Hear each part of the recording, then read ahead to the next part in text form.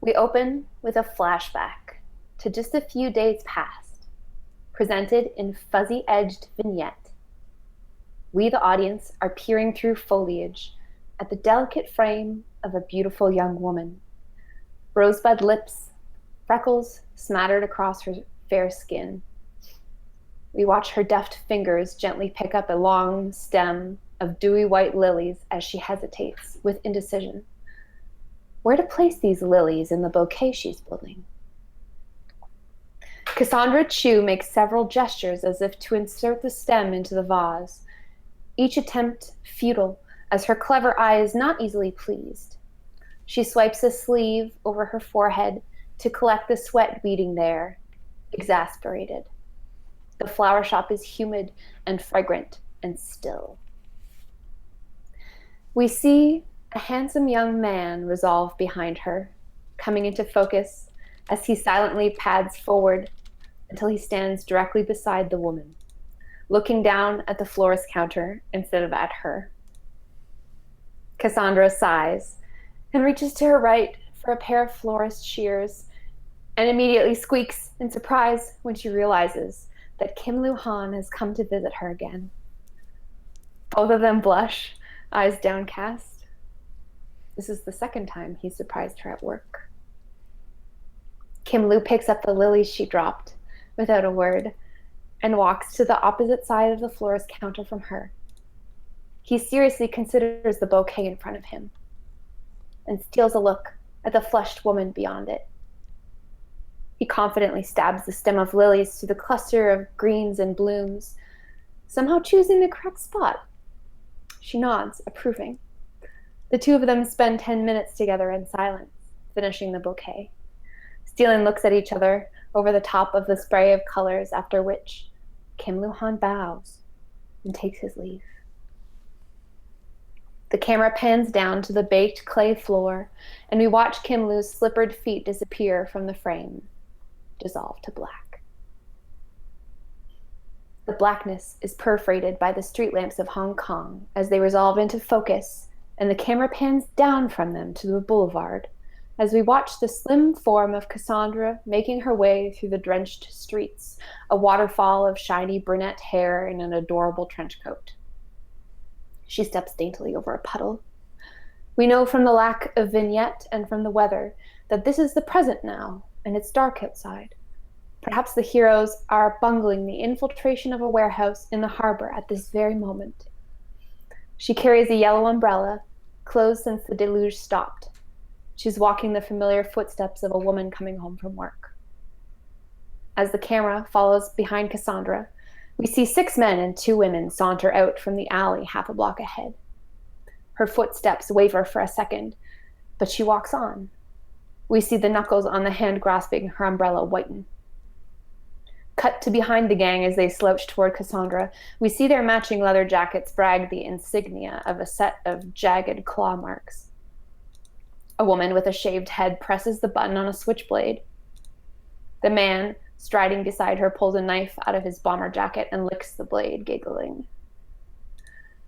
As Cassandra and the members of the Tiger Claw gang meet on the sidewalk, they converge on a tiny bar with all of its windows open.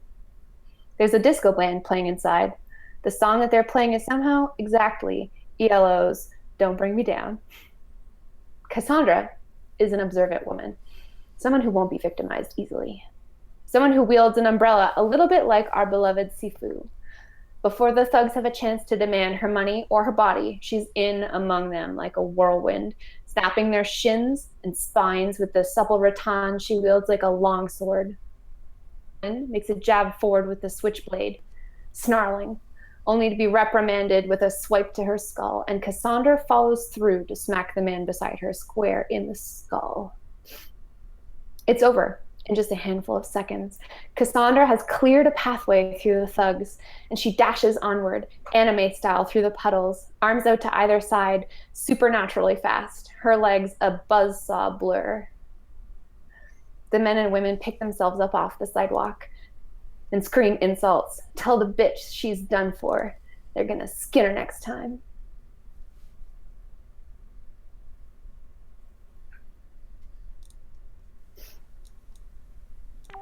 Scintillating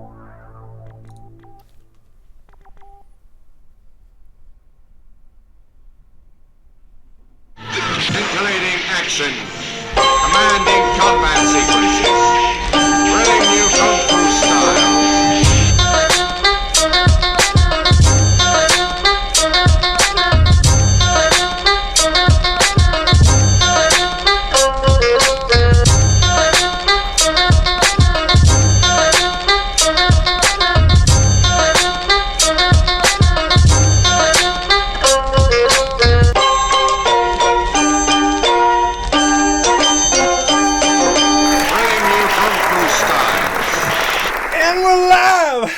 Welcome back to the Invictus stream. My name, as always, is Mr. Harlan Guthrie, and I am here with my fabulous brother, Alex. Hello. Welcome back. The fanciful Joe Fallak. Mr. Junior Justice Jazz Justin. And Mr. Mycl Barber, my very sexy and very famous friend. How you doing, Mycl? Excellent. Welcome. Thanks for coming by. It is Wednesday night, and we are so happy to be here, bringing you episode 3 of a little game we like to call Feng Shui.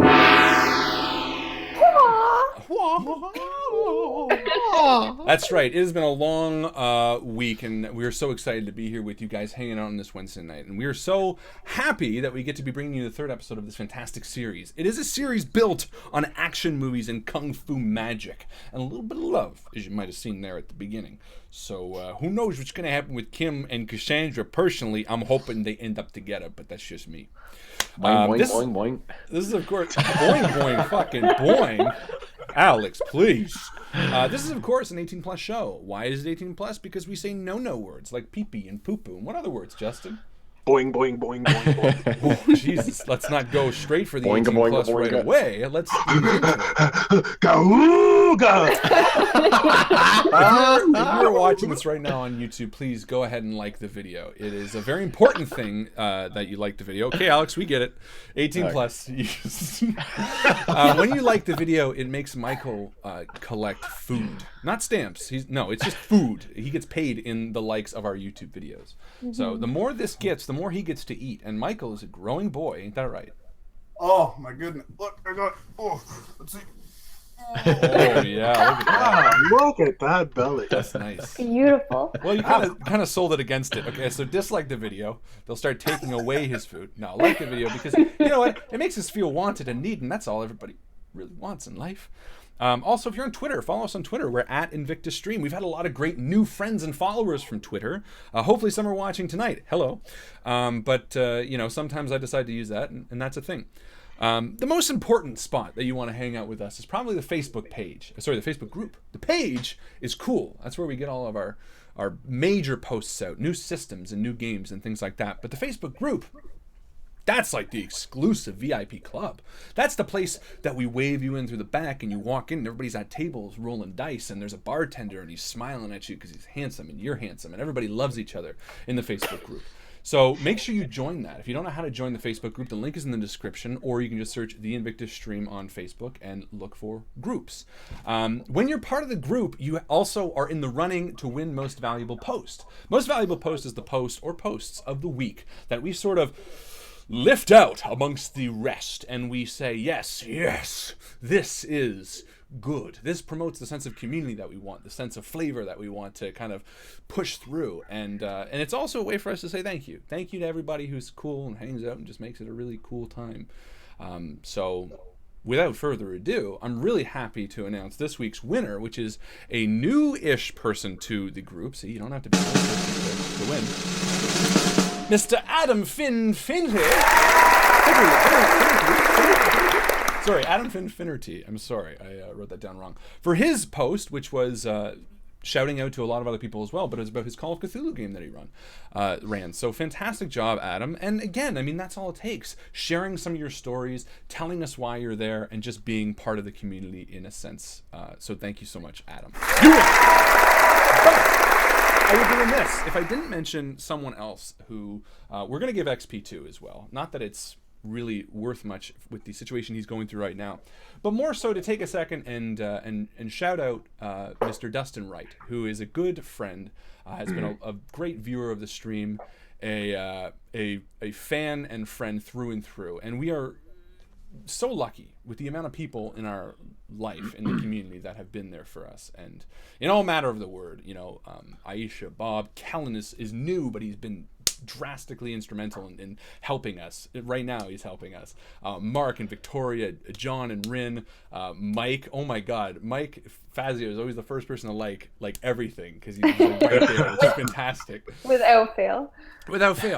And there's so many people I'm forgetting, but when we set out to do this community thing, it wasn't something that we wanted to be 6 million people. I mean, it would be great if it was, but the quality of you guys is just astounding, and no one exemplifies that better than Dustin. Dustin has again been there from the beginning, messaged me many times after a show just to be like, great job, man, and that is something that is sincerely awesome, and I respect the fuck out of it. So Dustin was hit hard by Hurricane Harvey, and we just wanted to shout out and let Dustin know that we're thinking of him. And we've also linked to a charity that he wants to support. And just to show the kind of fucking guy this guy is, here's a guy who's lost a lot and had a really tough go of it. And, when people are asking how they can help, he links them to a third-party charity to be like, yeah, go donate to animals. I think it's look at the animals. The ocean animals, yeah. So, ocean animals affected by the storm. Like, sincerely, I guess the XP tonight goes for, like, the fucking stand-up guy award. Because I love you, buddy. Sincerely, man. Like, and the community is filled with people like that. All of you, the people who comment and come to every stream, you guys are within all of it. You've continually impressed the hell out of me. So anyway, sorry, emotional. It's been a tough week for him, and we feel it. So thanks, Dustin. Thank you. Just thank you. Finally, on the same emotional, I guess, wavelength, we are supporting or working with, whatever the fuck, Extra Life. You know it. I know it. It's a charity for the Children's Miracle Network of Hospitals. It's a fantastic foundation where you can give money to help kids that really need it. So if you also have a little bit of extra money, please follow the link in the description and donate to that as well. November 4th is coming up, and it's going to be a fucking whirlwind of adventure. So, keep your eye open for that, because we're going to be doing a lot of really cool shit for November 4th. So just, Boston kind of cool shit, right? New York, Boston shit, where we getting that way. Cool in Boston? Well, I don't know. It's a nice city. All right. That's it for me. That's it. Good night. Everybody, I hope you had a great night. Thank you for coming here. See you around the table. We'll see you around the table. I'm kidding. I'm pumped to see what Joe has in store for us. So, without further ado, I think we got to throw it to Our Lady Joe to start this adventure off. What do you guys all say, eh? I'll do that high pitch, that one. No, don't do that. Scream. No, it'll shatter your glasses. All right. Without further ado, Joe, take us back. Thank you, Harlan. I'd just like to take a brief minute to recap what has happened so far in our Feng Shui adventure. So we met our 4 heroes. They were ambushed at a restaurant. They failed to protect their charge. They were called back to headquarters by the bicycle courier, Kitty Liu. They talked to their boss, Dr. Morris Lee, who discussed the fact that their headquarters had been broken into, vandalized, their belongings stolen, and also the boss's son, Benny, was kidnapped. Asked them to go and stake out a fish warehouse, J&J's Trout House, I think. J&J's Trout Farm is what I called it. Okay. Trout House is what it was. I think it was Trout House. Fucking, that's not, doesn't matter. They went there after blowing up their favorite bar and kind of bungled the rescue attempt. They murdered a lot of people, non-innocent people. These were mooks and folks wielding a wolf teeth club and a sun and moon hammer and all of this very exciting kung fu weapons.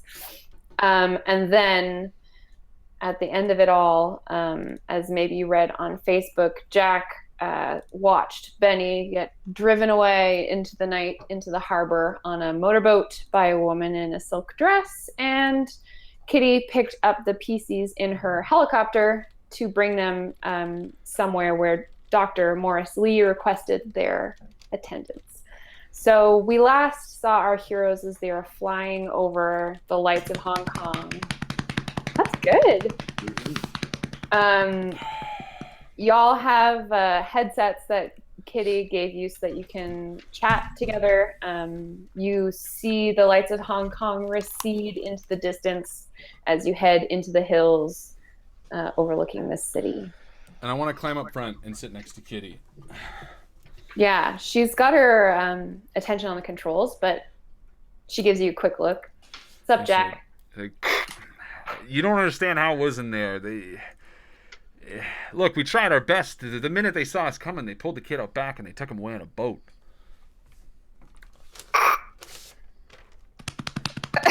Sorry, I don't know how to make it sound like I'm in a helicopter. You just gotta yell really loud. Oh, that's true, yeah. That's radio gold.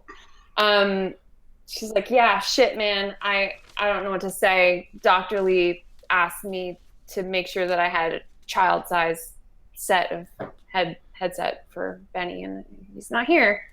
Is he safe? Look, I don't know exactly, but the truth is, I got the name of the boat. It's My Lady Elvira. Look, when we get back to HQ, I'll look it up. Maybe there'll be something. I don't know.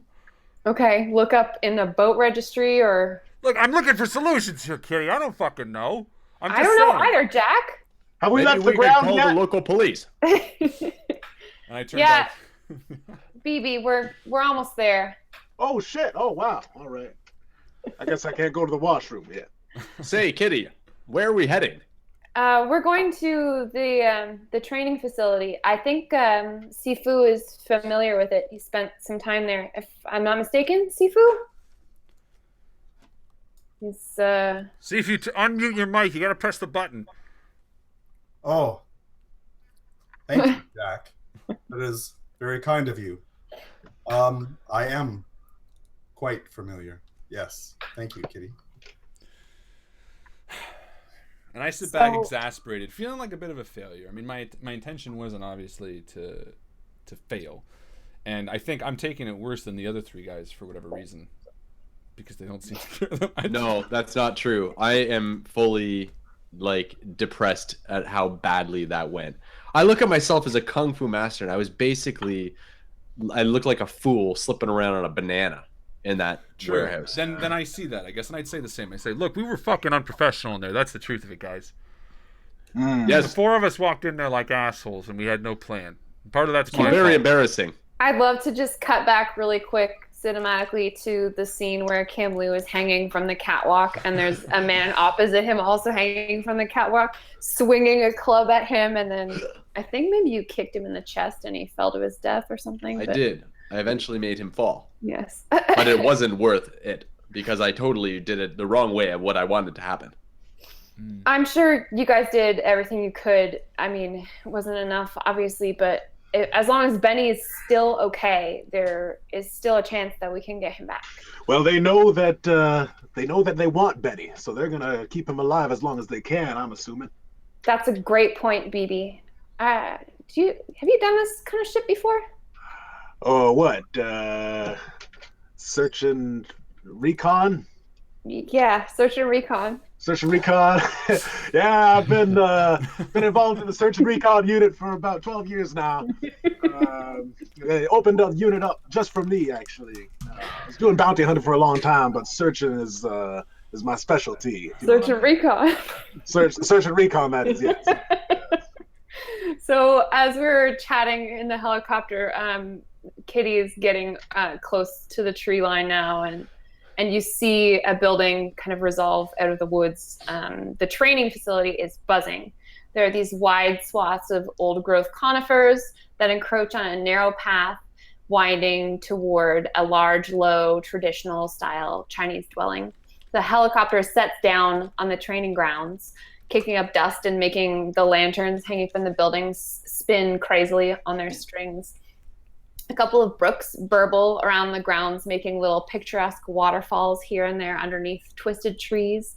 People are unloading vans full of guns, boxes of artifacts, artwork, heavy filing cabinets, spilling paper, all driven up from the headquarters. And it's past twilight now, so there's just stars blanketing the sky. So Kitty lands a chopper, and the blade slowly stops spinning as everyone kind of piles out. Jesus Christ. What is he, mobilizing an army here? I don't know. It was a big building. You've got to take as much as we can to a safe location, right? I walk over and I help Kitty down from the pilot seat. And although I'm only 5'6", I duck as I'm walking underneath the helicopter blades. And I absentmindedly walk over to one of the crates and I just sort of start rifling through just to see what's in there. Sure. You kind of recognize this as similar to the first crate that you rifled through. It's like a wooden box with the golden candle company logo on it. Hey, there were a bunch of these boxes at the warehouse too, eh? Yeah, that's right. But these were the boxes that they'd stolen. The J Wheel stole a bunch of boxes from them. Am I right? Oh, that's right. But I guess we didn't grab the ones from the warehouse. We should probably tell him he can go back and get some of those boxes. Oh, yeah, that's a good point. Maybe you can mention it to him. So, Jack, as you're rifling through this box, you feel like the hard stone, like a smooth stone, like form coming out of the straw. Essentially, it's like the skull of a sculpture. Like I pull it up and hold it. It's pretty big. It's you would need like not a forklift, but then I don't let on that I can't pull it up because I just start. I'm like, and I can't. I see Kitty, and I'm like, and it's not budging. I'm like, no, I just must be glued to the bottom, and I walk away. Yeah, it's a pretty big box.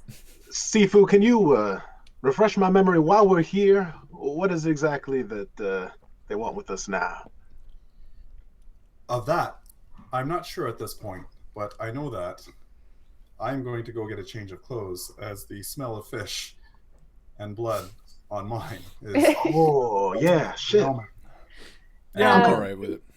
I do often stay here and have a bedroom. Yes, there's like an instructor's. Sorry, I just rolled over the dog. Oh shit. There's like an instructor's quarters in one of the wings of the building, and you would know that Dr. Lee keeps an office and a chamber kind of on the opposite wing, like on the upper floor of the building. So you know your way around here. I suggest perhaps, as this is a training facility, there are showers. You may not be aware of it because we're all together, but you do smell. Yeah. Oh, I may say, not well. I will yeah. direct you to the showers. You may want to keep your clothes on if you do not have a change. I Yes. gotta change. A shower would be nice. A nice hot shower. Kitty's like, yeah, fuck, you guys smell like garbage. All right, we get it. A shower sounds great, actually. Dr. Lee wanted to see you, but I'm sure he would be okay if you guys took your time. Let's just take a shower real quick first. I'll go let him know that the kid's not here. And I hang behind just as the other guys go off, and I go to Kitty and I'm like, actually, you know what? Let me go tell him. You want to go? Yeah, I feel like it's got to be maybe from one of us, or don't tell him yet, maybe. Okay. I mean, he's gonna have heard that the chopper's here if you guys are taking your time in the showers. I just thought that. Well, I mean, hurry up then.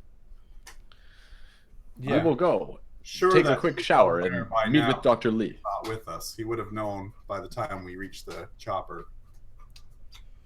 Maybe. Kitty never said anything though. Because I was thinking of like, okay. Let's just all take a shower and we'll go see him. People there that will watch us walk off and report to him immediately because he'd want to be there for. Well, that's what I'm thinking. So then I stop you guys. I'm like, look, he sent us out to get his kid, and we're back here. You know, he has to know the truth, and I think we got to tell him from our own mouth so he knows that we fucking tried. Well, is there anybody here, Joe, that's like to greet us, to show us around, like, because the three of us had never been here, and Sifu Tusuan Lee has been here several times, and I just feel like my character would feel awkward being like, oh yeah, I'll just make myself a home here.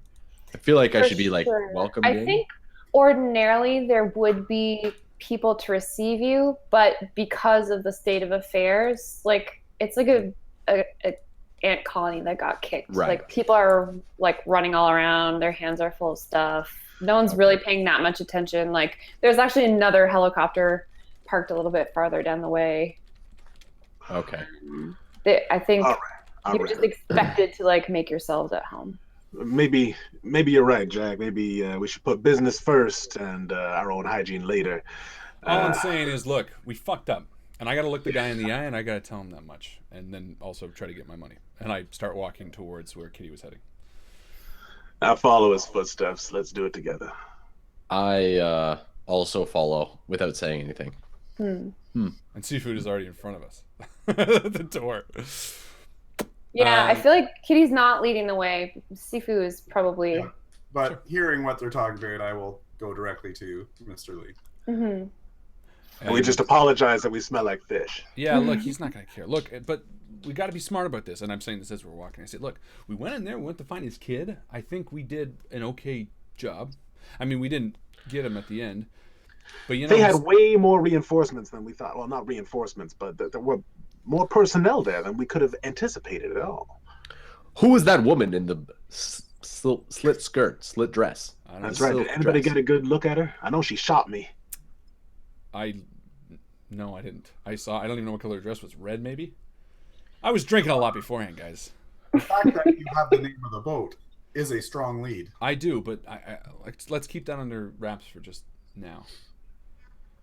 So Sifu slides a couple of paneled doors aside. This is like a beautiful, beautiful building. There's a lot of polished wood and etc. Dr. Lee is upstairs.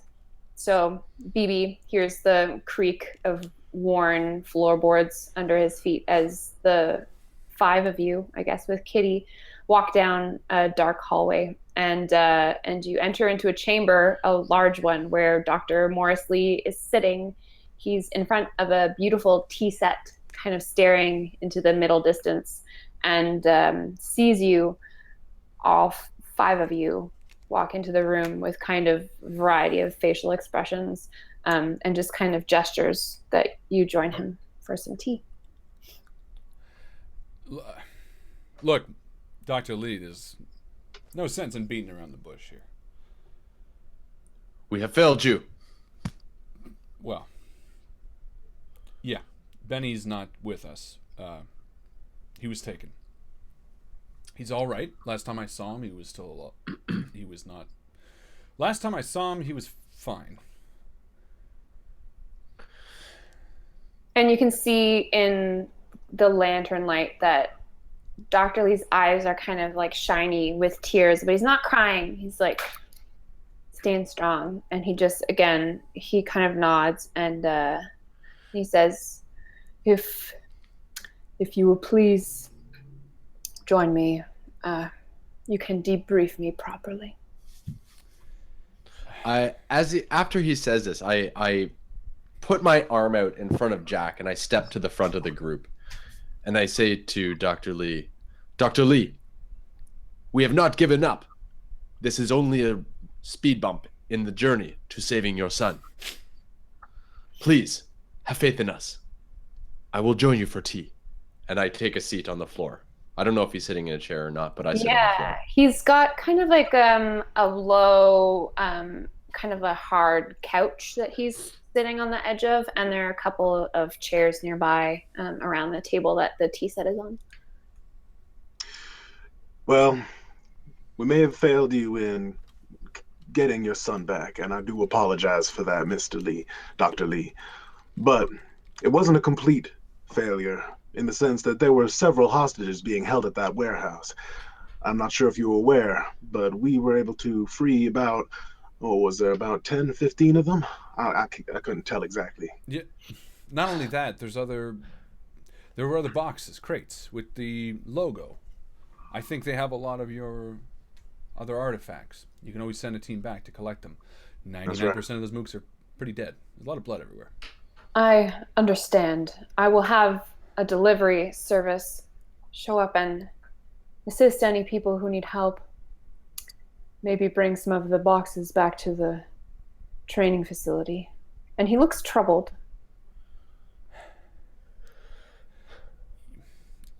Dr. Lee, look. And I try to put on my gruff face, and I kind of take a step forward. Say, look, the deal was for the kid, and I'm sorry we failed. And I kind of sheepishly look at the other three, like almost embarrassed, because I wanted to do this on my own, but they sort of followed me. I'm like, but I think I'm done here. I can't. I understand that you wanted Benny back. Look, he was taken on a ship. The name was my lady Elvira, but you don't need me here. I'm not going to be any use. Mr. Green. I almost choke on my tea. Look, this isn't a fucking pride thing, guys. Look, these guys, these are combat aficionados. BB's a fucking hitman. These two guys know Kung Fu Duezu. I don't even know why I'm here. I'm your driver, okay? I took a wrong plane to fucking Hong Kong and I got stuck. If you pardon, you are still with us.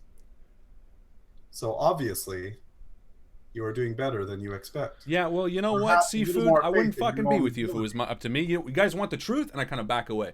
You want the truth? I wouldn't be here. If he had paid me like he said he would, I'd be on the first flight home. And I'd be out of Kitty. here. I wouldn't give a shit about Benny. I'm sorry, but none of this fucking matters to me. And that comes to no surprise to any of us, Mr. Green. Oh, Jack. Kitty's standing behind all of you, kind of in the doorway, and she's like, I thought better of you. Well, you shouldn't have. And perhaps, Mr. Green, this failure is the impetus that you need to make change. To become a better you. You know in your heart, it is what you desire. It is what we all desire. No, I don't think so. I take it a different approach. Typical American. Get out of here. I will. And I turn kind of sheepishly back to Dr. Lee, and I'm like, and I need some money too for the plane ride home. All the same, you Americans. Dr. Lee takes just a minute and looks up at you because you're standing and he's sitting. And he can tell that I'm sort of like shiftily nervous. You know, I'm looking around and my face is flush, and you can tell instantly that I'm almost embarrassed and ashamed of how much of a failure I was to Benny. I was the one that ran to the back door. I was the one that saw him being taken while the other three were dispatching with all the mooks. And as I sat lying on that dock at night in the Hong Kong sky above me, I saw the boat go away, and I didn't take that step. I didn't get up and force myself to run after that boat like I knew I should have. So Dr. Lee pulls out his checkbook again. You've seen this checkbook 2 episodes ago when he was paying you a little bit of money at your request. And he doesn't look at you while he's speaking and he's writing in his checkbook. But he says, Mr. Green, I understand where you're coming from. It must be very difficult to be in a country where you don't know anybody. And, you know, it's a difficult job. I understand that you want to be back at your home with your family. And so I would like to give you that opportunity. And then he looks up just for a second and then looks back down. But Mr. Green, you must know before you leave that the road ahead of us is very long. And even though you doubt your own capabilities, we can use a man like you. And then he tears a check out of the checkbook and he hands it to you. And Jack sort of looks at the other three and looks at Kitty in the door. What is Kitty doing? She's got her mouth like agape. And she's standing there with her hands on her fist, or her hands on her hips. And again, Mr. Green, I may ask you a question. That money that you have, how long do you propose that you will have it? It's just, I don't know. It's just enough to get home. Seafood. And then it will be gone. And then what? You will wake up, and every day you will make a decision. And you'll make a decision. It's not only that. And at the end of a man's days, he will look back at the decisions he's made. And you will have to weigh those decisions on whether or not that check was worth it. Whether that is the man that you wanted to be. You want to be money that will man, gone Jack? tomorrow. You want to be that man, Jack? I don't think I want to be that man, baby. I just think I fucking am. No. I'm thinking you take that money and you fly back to America. That's fine. You are absolutely right. We're trained. Lee here is a martial artist, and I point over to Sifu. And Sifu here, as I point to Lee, is astounding martial artist, training people. And me, I'm a hitman. I've been doing it my whole life. And Kitty's like, I'm 18 and I fly helicopters. She fucking flies helicopters, Jack. So you going back, I don't know if it's going to be any loss to us, right? But you've had a run-in with the Jade Wheel before. Am I right? Yeah. You've seen what they do when they have a vendetta against someone. When you wrong them, when you cross their bad side, you know how relentless they can be? Yeah, I know how relentless they can be, baby. Jack, you think the Pacific Ocean is going to stop them from hunting you down? How long do you think you'll have before, after your plane touches down, before they find you? And if you're by yourself, hell, Jack, I mean, you can hold your own in a fist fight. What are you going to do? And I chime in. You know, BB actually has a good point. Even if you were to leave for selfish reasons, what good would it do you? For you are still being chased by the Jade Wheel. Why not become the chaser? And therefore you would not be running. You would be chasing. Dr. Lee sits forward in his chair and he says, very perceptive. While you were trying to recover my son, Benny, this box was delivered to headquarters. And he pulls out from behind the couch where he's sitting this finely lacquered walnut box. And he opens it for you. Inside, there is a small bottle of rice wine, a poppy seed pod that's fresh, leaking opium latex, an ancient copper coin, and a note inside. And he hands it to Kim Lu. I look at the items inside, and I take out the note. If you would read for us, please, Kim Lu. Of course. The Golden Candle Company is dispersed to the four winds. The past is malleable as the present might find us. If you can find us, and we will relish the opportunity to show you your weakness. We recover what is ours and delight in your torment. Find us where we lie, waiting for you. The Jade Wheel. Very interesting. It sounds as though they are taunting us. Is this the only thing you have received? Yes. What are the other items in the box? And Okay. Actually, yeah, sorry, go ahead. So there's a bottle of rice wine, a poppy seed pod, and an ancient coin. And if you'd like to learn more about them, you can roll detective or police because we're playing a game. I walk over to the items in the open box. Yeah. And I sort of look to the others behind me. And I reach out and I shut the box and I reach past it and touch the check and slide it over to the end of the table and I pick it up. And I turn to the others and I say, I'm sorry. And I tuck it in my pocket and I begin walking for the door. Typical American. Now, this gift It kind of reminds me of something that we found in Jack's car back there. You remember that? You You're found referring a to the gift? mahjong pieces. Mahjong pieces, that's right, Sifu. Do we still have that? Or was that left in the car? Which is still at the warehouse. We should pick that up. I still have my piece. It is in my pocket here. Yeah. Any idea what these are, Dr. Kim? Sorry, I'm Dr. Lee. just Dr. uploading Lee. the Dr.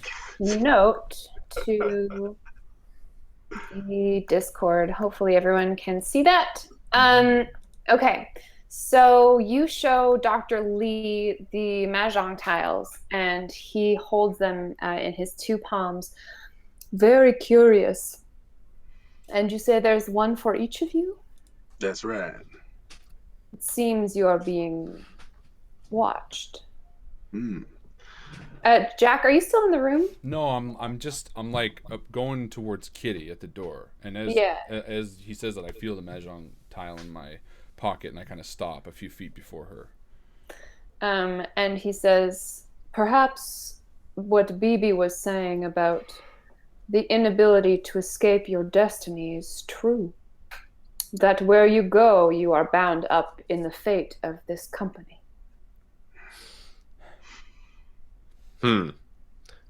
This is making me very uneasy. What do they want with you? Why are they tormenting you? Why are they tormenting us? I wonder the significance of the items in this box, along with the words that they gave to us. Once the box was received at headquarters, we realized that we were no longer safe there and made the journey here. Hopefully we were not followed, or else I worry for my safety. And I roll the mahjong piece in my hand, and I look to Kitty. What is she doing? Is she still blocking the door? She's not blocking the door. She's kind of standing off to one side, again, with her hands on her hips. She's waiting for orders, essentially. But she's looking at you with kind of an incredulous facial expression. And I want to roll something on her. I want to get her read on me. You want to, I'm sorry, roll a what? Let's call it a perception. You want to see what she thinks about you? Yeah. That's a detective. Perfect. Or, I'm gonna detect. or a police check. I'm gonna whichever. detect because I don't have anything anyway, so it's just gonna be 7. You can't tell already what she No, thinks about I want it to be a moment. So 8. you want With an 8, you can tell she is displeased with you. And I stop and I turn back. You saying this bullshit's not gonna end if I walk out of here? And Dr. Lee looks up. I cannot say, Jack. But I doubt that the Jade Wheel will permit you to walk away from here unscathed. And I look back to Kitty. Fine, but I'm keeping this. And the minute this is over, I'm cashing and I'm out of here. And I walk back towards the box. She kind of does like a whatever, like gesture with her hand. And I slump down into a seat next to BB, and I kind of don't look at them, but I look at the box. So for the items in the box, you can roll detective, police, or Chinese philosophy. I would like to. Or does Eastern philosophy work? That's fine. Excellent. Yeah, Chinese philosophy, Eastern philosophy. Chinese. You know lots about the Russians, but not much about the Chinese. I'd like to roll for that. Yeah, please go right ahead. Okay. So we get No, you did basically bad a 4. Oh no, 11 minus 3, 8. And what were you looking at specifically? Was that with your philosophy? Yes, my Eastern philosophy. I'm So looking at that- how about the poppy seed pod? Okay. You know that in the past, well, okay, so you know that poppies make opium and that people smoke it, and that in the past there was a lot of dispute about the buying, selling, smoking of opium in China. Right. And still happening, being the 60s. Yeah, it's more illegal though now. Like you're not gonna come across opium dens or No. Sorry, what's in the box again? Rice wine and poppy rice seed? wine, a poppy seed pod, and a ancient coin. What's on the coin? you can examine it. I Wait, will. can she finish her thought? Oh, I'm sorry. Were you done talking about the poppy seed pod? Yeah, I mean, you didn't learn that much with an 8. Oh, just that it's a point of contention.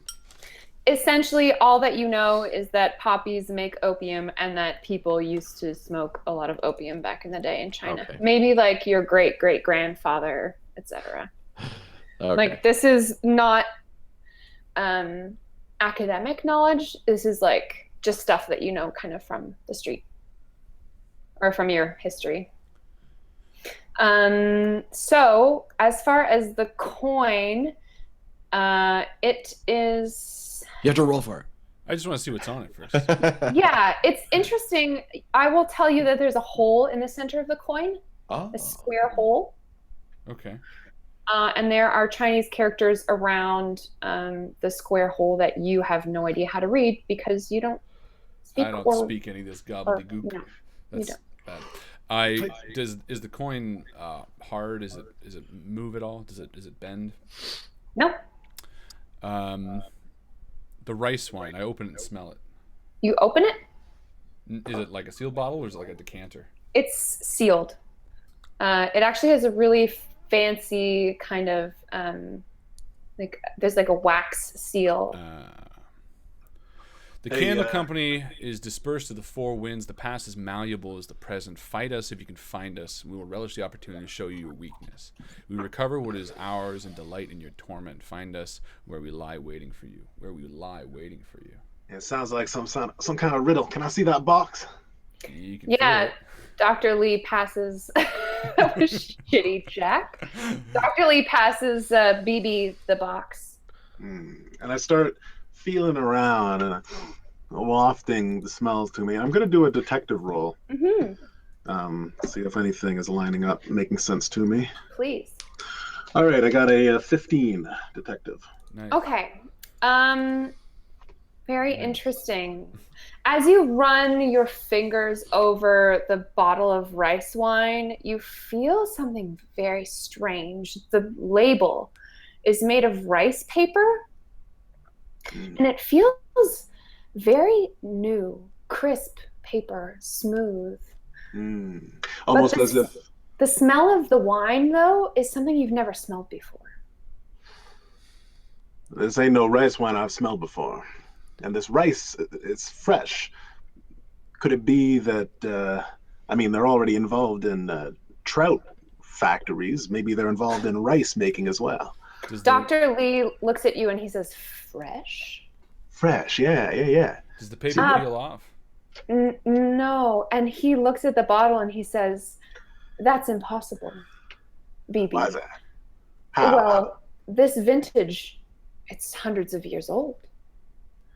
Yeah, it don't even really smell like rice wine, though. Hmm. Maybe that's just because it's hundreds of years old. It's hard to say. So Dr. then what- Lee, Sorry. Yes, Kim Lu. do these items mean anything to you? Well, I'm an archaeologist, and so I know that this coin was minted many years ago. And he holds it up to the light, looking through the hole. The Qing dynasty, perhaps. Does it look old though? No, not really. So all these items are from the past, but they look like they're new. Well, the poppy is leaking opium. You see it has been scored here, and there's like sticky latex, white goo that's like beading from the pod. Dr. Lee, do you happen to have an opium pipe? No. Do you know anybody that might have an opium pipe? I'm We're not going to I smoke don't. opium, Kim. dabble in. Well, we could. Now, We okay, may guys, not, listen. but I will. We're getting off track here. The past is malleable as the present, and they give us a bottle of rice wine that shouldn't exist in this century. The Golden Candle Company is dispersed to the four winds. What are the four winds? North, south, east, west, right? Is it that easy? Dr. Lee snaps his fingers. Those are mahjong tiles. Ah, the four winds. And I take my mahjong tile out and I toss it on with the other three. Jack, As do this is I. one of the four flowers. Perhaps there is some kind of underlying message here. What were the four flowers again? Mine was an orchid. Chrysanthemum, orchid, bamboo, and fourth one. And fourth one. Hold on just a second.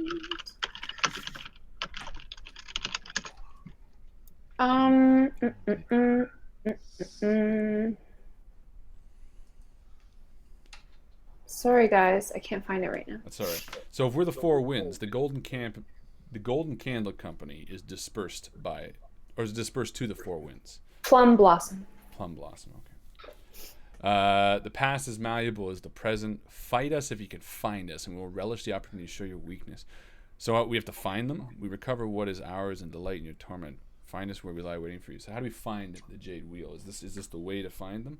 What's on this coin? I kind of touch the coin and I slide it over to Sifu. And I say, what does this even say?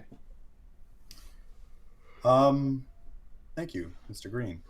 Someone actually posted in the Discord, basically, so Nerd Magic posted exactly what this coin looks like. Oh, okay. If you scroll up a little bit, it's like an ancient, roughly hewn circle with a square in the middle and Chinese characters around. This is what I will do. Extremity. We're all sharing. So that. But what does the sign? What does the symbol say? It's irrelevant. It's a kind of currency designator. Dr. Lee looks at the four of you very seriously and then kind of around where BB is sitting and looks at Kitty in the back, kind of takes a look over each of his shoulders to see if there's anyone listening, and then lowers his voice in a kind of conspiratory whisper. And he says, I would like to offer you the opportunity for advancement within our company. If you remember earlier today when I spoke with you, I told you about the power that a specific location can have. Feng Shui. A place that is powerful, that has a lot of Feng Shui, can offer chi to the people who are attuned to it. Now, our headquarters were powerful. It's a powerful location. It's no longer in our possession, but I'm sure you noticed this training camp it's beautiful, and you can feel power radiating from the pavement stones, the trees around. I would like to give you as much a chance against the Jade Wheel as possible, and to recover my son. Well, if you attune to this site, you will become more powerful than you are now. And then he looks around as if for questions. I felt it when I came in. How do we become more attuned? Yeah, I'm not You need to do like a power-up montage. Do some push-ups. I cut to running through the hills. I think just showering is going to be enough. Yeah. And I look to Lee and I look to the others and I say, all right, guys, come on. I'm not buying it. What? The power, magic, what? Come on. Yeah, I'm with Jack on this one. I don't get it. Even if you do not believe, you merely need to be accepting of the possibility, and you will feel the change in you. You will level up, as we call it in the business. I'd like to quickly stand up and almost in a confronting way, sort of push Jack. You know, step into Jack's face say, about time. And say, you think you can't fight? And I kind of push him in the chest. I didn't say I can't fight. But you say you can't fight. You say you're useless. And I push him again. Kim. Come, show me. I will teach you. I'm not. And I push him again. You know what? I'm not doing this. And then I go to head for the door again. And I step in front of him. And I actually stop Kim. And I turn to Sifu. I say, no. That's fine. You want me to hit you, Kim? You want me to fight you? Sifu, this will be a friendly. You also misunderstand. I do not disagree that this needs to take place. Mr. Lee's office, however, is not appropriate for it. But then I look over and there's a big round mat area. Yep. And it's like now there is with a spotlight on top. Yep. And Dr. Lee just gestures to the side. I say, I'm not going to fight you, Kim. Just let me leave. Oh, come on, Jack. You will learn. It will be good for both of us. Perhaps I will learn. Maybe this will help. And I stand up, I walk over to Jack, and I hand him a flask. And I say, hit him hard. And I walk and over. I go and take a seat. With the flask. And I walk over to the circular, what's that called? Sparring area. Yeah. Okay, and I stand there, and I kind of roll up my arms, and I kind of bend my knees, and I step into a position. I don't know. You show me how it goes, Mike. And I look at you. Oh, you're good. You're good. Just do this. And Kim, I look at you and I shake my head, and I turn to the others. I say, "No, I'm not your fucking lapdog. I'm not gonna fight you because you want me to." And I go ahead for the door. Kitty's standing there. And she's like, "Are you a pussy? Kitty, get the fuck out of my way." Get the fuck over there! You said Jack. you were gonna do this thing." Jack. Nah. His father was right. And I stop. And I turn around. What the fuck did you just say? You told me about your father. You told me about your father and all the things he used to say to you as a kid. You're And right. Kitty's like, "Oh." He's right. You know what I'm talking about. And I turn to Kim in that circle and say, "You want to do this? Fine." And I walk up towards him. And I say, "I'm not bowing to you." That is fine. Actually, wait. And I take out my knife from my leg. Ooh. And I go and I walk over to the desk. And I put it down. And I'm like, "Kim, if you want to fight me, you better fucking kill me." And I grab a candlestick from it and I go running at him. All right. I just want to see what happens here. Give me like 3 or 4 sentences. Each of you can like kind of go back and forth. I smash you in the face with a fucking candlestick as one of your teeth falls out. No. I'm thinking we should roll to see. I'm thinking we should roll to let chance kind of take a little bit here. I don't know. I'm into you guys just kind of narratively deciding what happens. Okay. Yeah. It Well, doesn't have to be a I complicated. dodge every swipe that he takes. No, here's what I forgot that you guys are brothers. And I from this, as I put my knife down, I pick up the candlestick and I do chuck it at your head, and it does hit you. Oh, really? Does it hit me? Yeah, it does. Because I seem to remember that I have lightning fast All right, reflexes, but you hit me. and I immediately this dodge. isn't gonna work out. You guys roll for it. Yeah. I would have let you hit me every time. Mm-hmm. Okay. See, -4 to my martial arts. That's an 11. And Jack? -1 to my martial arts, which is a 12. Okay, so Jack, you wail on Kim Lu with a candlestick. And so we both have 11. And then I go 12. I have 12. No, 12 versus 11. You have a 12?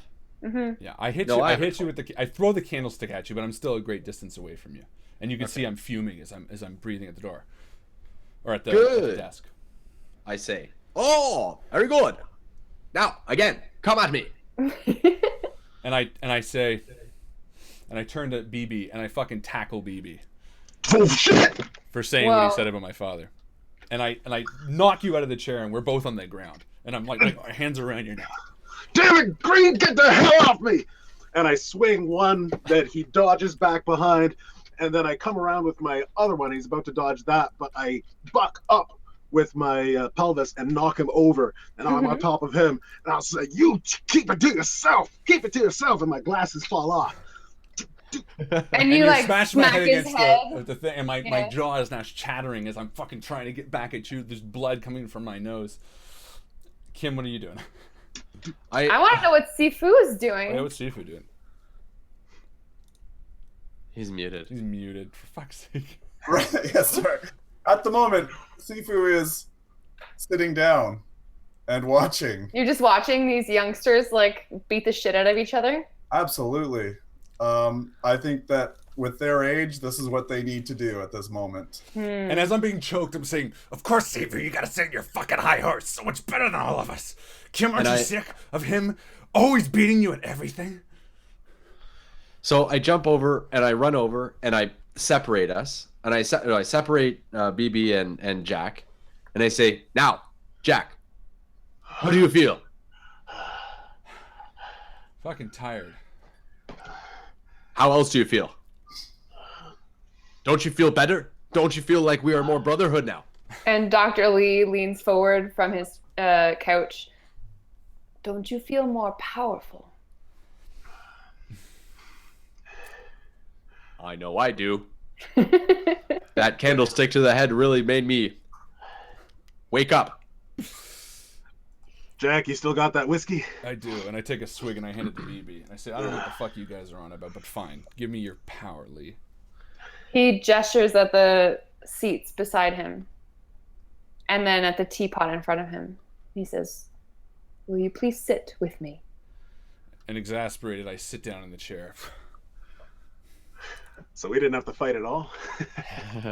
No, we did. I think I needed to get at least one get in on each of you, and Sifu, I'm still coming for you. I leap across the room in a ballet-like fashion and land in a perfect cross-legged on the floor with like a soft pillow sound. Yeah. Doesn't look cool if I can't see it. But you Doesn't heard look it. cool if I'm not looking. Someone drop a pillow. Dr. Lee pats at his suit jacket and he finds a pocket and he pulls out An opium pipe. some tickets Oh. and he holds them out and he says, "You asked where you thought the Jade Wheel might be, where they're waiting for us. I recently learned that Felix Chow, the casino magnate, has taken ownership of the Apple Blossom Theater." Where can I find Mr. Chow?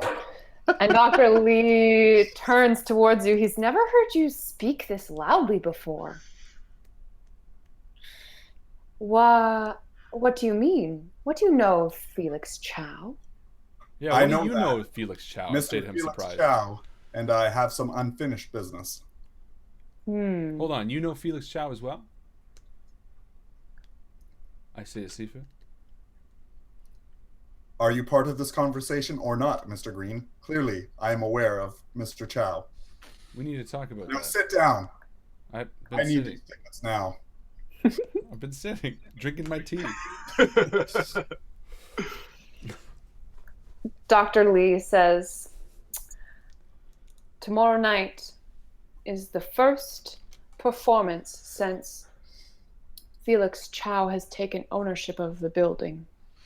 I suspect the higher-ups, or maybe even the leaders, of the Jade Wheel to be in attendance." He hands Sifu 4 tickets to the opera. And he says, "I suggest you go in undercover to gain more information about who they are and whether the opera house is another Feng Shui site. It is very important for us to gain control of these sites, and I believe that Felix Chow took the opera house for this reason. This must be a stealth mission, gentlemen, because information is more important right now than murder." Search and recon. Your speciality. That's right, that's right. So we need to find out if who's controlling this building. And whether this is a Feng Shui site. Yes. And whether it is a Feng Shui site. Again, he pulls out from behind him. He's got, I guess, like a cubby hole in the couch behind him. He's like He's pulling just got shit out. unlimited stuff. He pulls out a dossier with some mugshots. There's 4 different goons. So the one is Felix Chow. You see Sifu, a familiar face, a man with an eye patch in a white suit. And he shows everyone, this is Felix Chow, the casino magnate and the new owner of the Apple Blossom Theater. He is someone we need to keep an eye on. I'd like you guys to tell me who the other 3 people are. Do we know them, or are they just who they are? Well, I don't know. Who are they? What do they look like? we've got Jay Johnny. Mm-hmm. What's he look like? Jay Johnny. I was coming up with the last name. Jay Johnny Tingling. Mm-hmm. Jay Johnny Tingling is 4'6". Jesus Christ. He's got super broad shoulders, This guy's arms that better? he's like basically a monkey man. He's got arms that drag on the floor, really short legs, and he's incredibly strong with a big brow. Okay, so like a heavy brow. And is there any information in the dossier about like what his favorite weapon is, or this is like a Donkey Kong motherfucker? Yeah, he does this Donkey Kong smash thing where he like smashes his hands. Perfect. Okay. And he also carries around a hammer. He's got a hammer. Oh, Jesus, fuck. There's who also else? Hans Kruller, who is Okay. the Kreuller. I Yeah, want to say. exactly. Okay. And he's got slicked blonde hair back into like a tight ponytail, and he's very thin, slim build, and he's an expert marksman. And I think I known him actually from BB's tales, who's told me about one of his competing assassins. Oh, so this is competition for BB. So BB, when Jack describes the photo that everyone is looking at, you recognize this is Hans Kruller. Hans Kruller. Yeah. Nasty son of a bitch. Doesn't really obey by the rules of bounty hunting, if you know what I mean. Who's kind of a rebel. And who's the 3rd person? Well, 3rd person is also a bit of a bounty hunter. Likes to work with Hans Kruller, which makes sense that they're working together again. His name's Desi Lemons. And he came over from the States just like me, but he was down from New Orleans. And spends a lot of his time at that piano bar. Talking up sweet, what's her name again? Margaret. Margaret. I thought her name was Margaret. Yeah. And at first I thought he was just a musician when I came upon him taking in one of my bounties that I hunted down myself. Motherfucker. He's a sly motherfucker. So he's hired a lot of outside help. It's very strange how he did that. Well, obviously there's a lot. Perhaps the Jade Wheel is an international organization. Well, Jay Johnny Tingling is Chinese, so you know.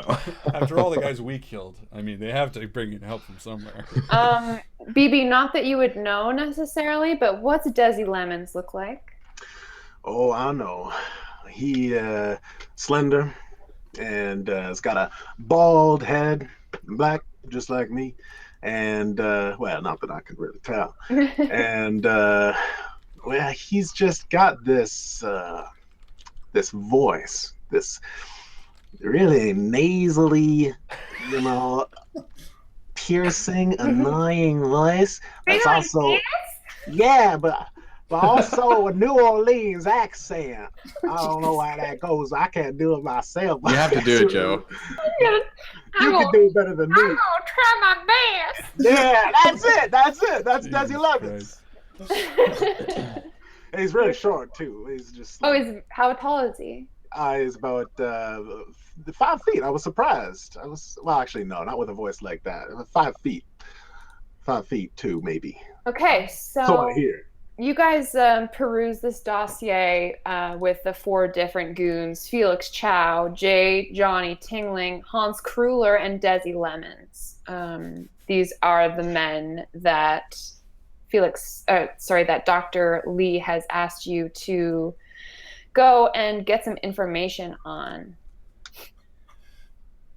All right. Dr. Lee, if I may, Yes, of course, Sifu. thank you.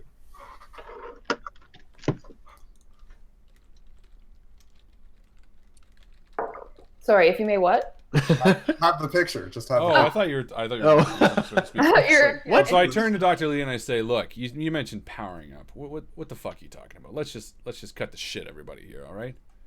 I need a shower. You're talking about these Feng Shui sites, these places we can tap into energy. I'm sorry, I'm not buying it, but I'm happy to be proven incorrect. So I'm Jack. sitting in your chair and I'm sipping your tea. If you will permit me, I, between the two of us, am the one with a PhD. All right, well, don't get snooty on me. And he kind of giggles to him. Not much of a sense of humor on me, I'm afraid. But Jack, I have learned through my studies that there is much power to be harnessed through the natural world. We can, if we are in tune with specific geological locations, we can harness this power for ourselves. We must be in ownership of the site. We cannot merely stroll by a Feng Shui site and claim its qi. It must be ours to have. Which is why I believe that Felix took the Apple Blossom Theater. Now, I could be wrong. It could be a power play of some other kind.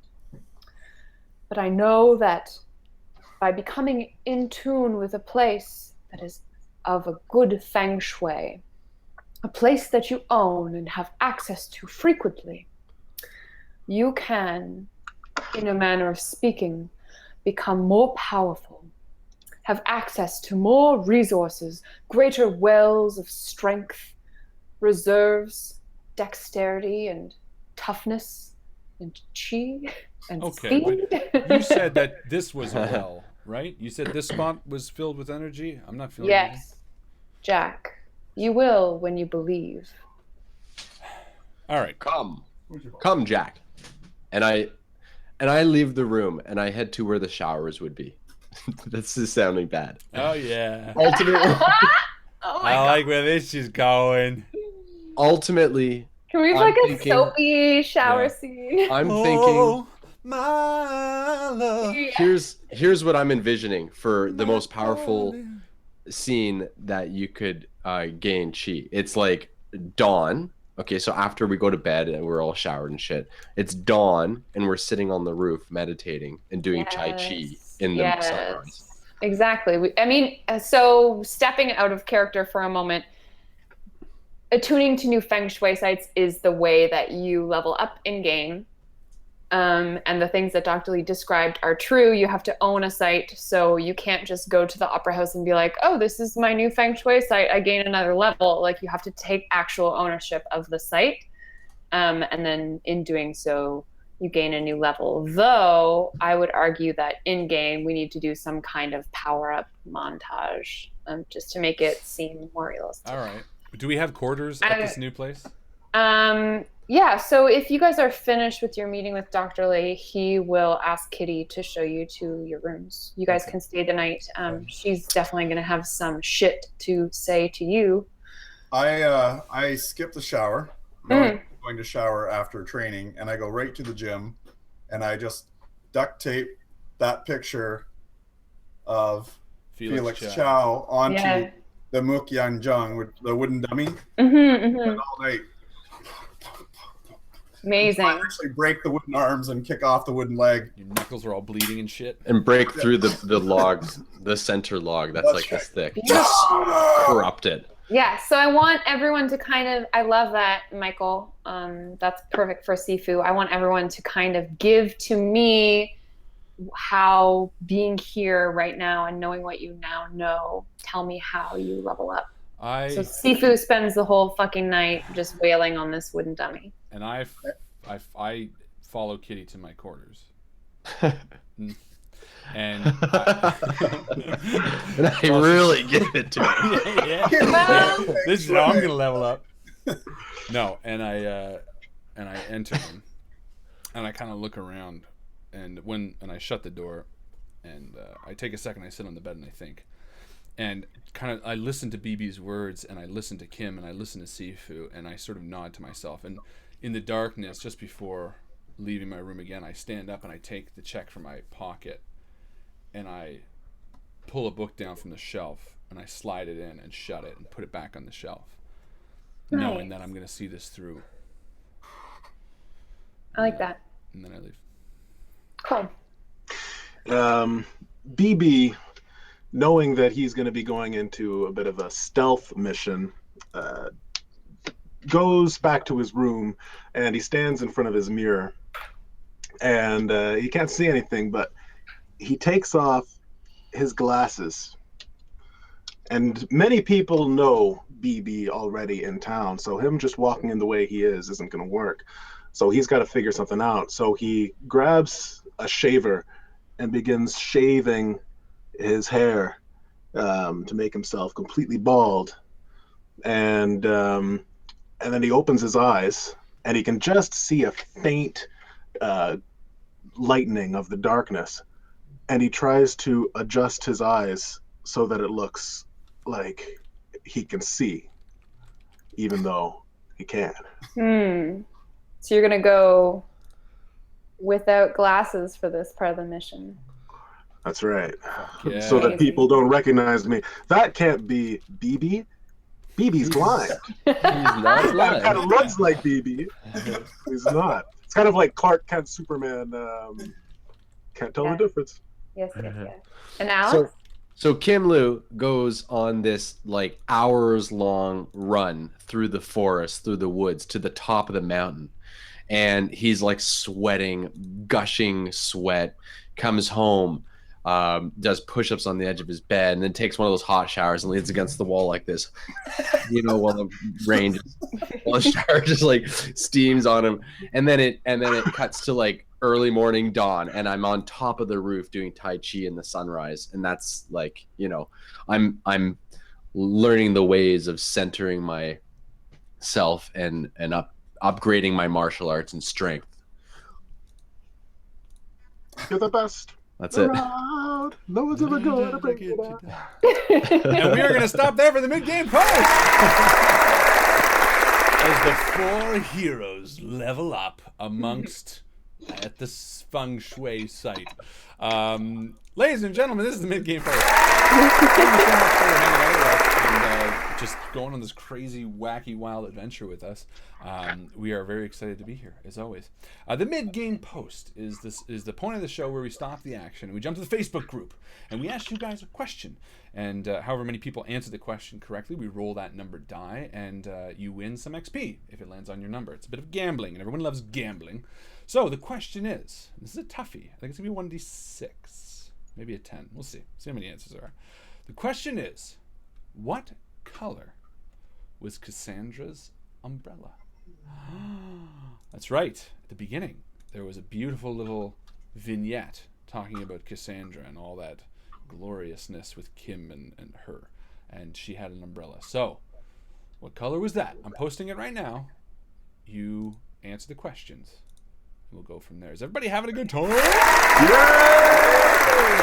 Yeah, I'm so proud of you guys. Y'all leveled up, my sweet, sweet boys. I know, we did, eh? And I got some good shit coming. Mm-hmm. It's going to be badass. Yeah. Oh shit, maybe this was easy. So we got 3 answers and it was like 5 seconds. Good. I'm just going to post my level up sheet on Facebook. I'm Nice. just going to hold it here. Yeah, that's what I was thinking. There you go, buddy. So I'm doing some research right now because I don't know if taking off my glasses is a good idea for BB. So I'm just reading now, why do blind people wear glasses? Oh shit, really? And I'm going to share the answer. I don't know if this is true. It's from Quora.com, which is a very trusted, great source. If they can't see much beyond light, they will rarely have a warning when bright light is coming. So dark glasses are a real necessity. Oh, shit. And then there are the rest of us, i.e. most people who are legally blind who can actually see some, but not much. We often wear glasses in order to improve our vision. So, wait. It is useful? The glasses are useful because you'll get hit with bright light, which you're not used to, and it'll just rattle your brain. Oh, I see. Oh, okay. Well, I guess that's what BB's getting used to in his hotel room. Well, we'll see. I mean, You can I always don't know put them back how on. many No one's going to be sad. bright lights you're going to come into. That's true. That's true. You know, if you got to step down and regret it, that's fine. All right, we got lots of yellow answers. Okay, we got 1, 2, 3. Purple? No. God, no, yellow like pineapple in my memory. What? 1, 2, 3, 4, 5, 6, 7, 8, 9. I don't know why Mike wrote purple. He's Purple. just fucking around. God, no, yellow like a pineapple like my memory. Okay, we'll call it 10 then. 1d10? Sure. Do it. Fucking A. Fucking Can we get a drum roll? Yeah, we can do whatever the fuck we want. It's our show. 4. Purple, God, no, yellow like a pineapple in my memory.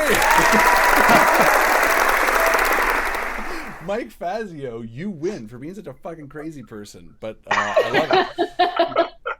Mike again was the dude. Again, I want to give him a shout out for always being the guy who's like first to like, and I do not mean that in a bad way at all. It means he's like my support system. Mm-hmm. He's sort of the person there who just makes me feel comfortable, and he wraps me in a warm blanket and he hugs me, and I need that constantly in my life. So thank you, Mike. You're fantastic, and you win. I hope everybody out there is having a great time, because I'm having a blast, and I am ready to go right back into the action without further ado. So, Joe, let's take it away.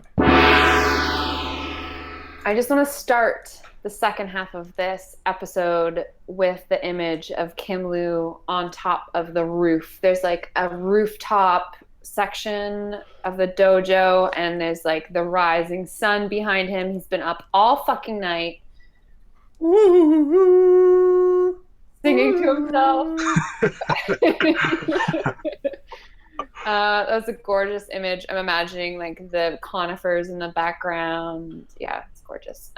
So as Kim Lu finishes his workout and comes downstairs, the smell of breakfast just it's like an odor, like a cartoon odor trail in the air that like goes up his nostril. It's like makes a little come hither motion and goes in his nostrils, and like your feet lift off of the ground and it just like drags you towards the kitchen. It's a pretty big kitchen to serve this whole training facility. And so as Kim Lu enters, he hears a and I sit up from the couch with like a bottle of whiskey in my hand. Who's that? Kim? Ah, Jack. I see you did get some meditation in. Hopefully it did good for your soul. Shut up. Just quiet. And I like stumble over the couch and I fall onto the floor. Oh, fucking. Oh my God. What time is it? It's only 5:30 in the morning. Oh, God damn it. Why are you so fucking loud? Just whisper, will you please? And I walk over to the kitchen like, who's cooking breakfast? There's like maybe 6 or 7 people in the kitchen. Kitty's actually in there helping out. I don't know what like a traditional Chinese breakfast is. I think congee is a thing. But people like are making soup. something really tasty. That sounds very Japanese. Is congee Japanese? Make me some. Is it kanji the letters? The Japanese letters? The writing? Congee. I've never had it, but I'm pretty sure it's a real thing. Regardless of what they're making, there's definitely coffee on already, Jack. And Kitty takes one look at you. She's got her braids like wrapped around her head to get out of the way. She pours you a cup of coffee and just gives it to you without saying anything. Yeah, thank you. And I take the rest of my whiskey and I pour it into the coffee. Oh, Jesus Christ. Sifu, are you helping it with breakfast? I imagine you are probably... I absolutely am helping it Yes. with breakfast. Making sure everything in Sifu's plate is vegan. Mm-hmm. Because As you do. you cannot speak of peace if you are nourished by violence. Yeah, speaking of, is anyone got any bacon or fucking anything that's got... I want something that had a soul. Just something that didn't want to die. Can someone give me something? There's probably some fish in the congee. Yeah, I'll take it. So everyone enjoys breakfast, to certain degrees, I guess. And once you guys are ready to head back out, Kitty is anxious to give you guys a ride back to town. Well, nobody's gonna say anything? Yeah, I slept like a fucking monster. Anyone No, else? Jack, I'm not wearing my sunglasses, man. Oh shit! Sorry, man. That's cool. Oh, BB, Do I look, am I convincing? you look very strange. Yeah, your eyes look kind of fucked up. Nah, I think they'll be fine, right? No, you'll be. Do I still look like BB? Yeah, No, not at all. Oh, good. All right, that's what I'm going for. yeah, no, man. You look good, man. Don't worry about I it. did not even know who this new American amongst us was. Ha ha, seafood. Ha ha, good one. All And I right. walk over and I pour some more coffee into my flask. You guys don't have a thermos, do you? Nah, No, that's a good idea, though. I don't drink coffee. What are you drinking now? Me? Yeah. Water, straight from the well. Oh. All right, so listen, the plan here is we got to go to Felix Chow's opera tonight, infiltrate it, and learn as much information as we can. Is that about the gist? Is that where we're at? That's about it. Yeah. So are you guys still sitting down over breakfast right now? Yeah, might as well plan this shit out, right? Cool. So Kitty comes in, sits beside you. She's got like a bowl of something that she's like eating. Not so loud. Just don't scrape the bottom, please. She's like, listen, you guys, I don't know if you heard Dr. Lee. He said this is you got to fly under the radar, okay? I don't know if you have any nice suits. For some reason, I doubt that a few of you do. I do not. I only have farm clothes. Listen, I got a fucking I got suits. Look, listen, guys, this is my wheelhouse. You want to know how I know Felix Chow? What the fuck do you think got me in this mess? Tell me all about it. And just so you know, when I awesomed up last night, I took gambling. And gambling is a really cool skill. But one of the things is, contacts-wise, I know gamblers, bookies, casino workers, casino owners, vice cops, hang-ons, gambling groupies, whatever. And I have infinite knowledge of rules, odds, statistics, all that kind of shit. So Felix Chow is someone I know very, very well. Yes. And I also know what kind of fucking people he wants to talk to. Listen, a guy like Felix Chow isn't just buying, these things for the fucking Feng Shui or whatever the fuck you're talking about. I mean, the opera house is, right? But he's a casino owner first and foremost. She's like, listen, Jack, BB's got the right idea. If he was leaving you shit in your car, he knows that you got, he knows what's up. You can't just I'm not saying pretend. that. Absolutely. Look, this guy knows who we are. He's got us pegged. This isn't going to be, we can't walk in there with mustaches and pretend that we're someone fucking else. He's going to be on lookout for us.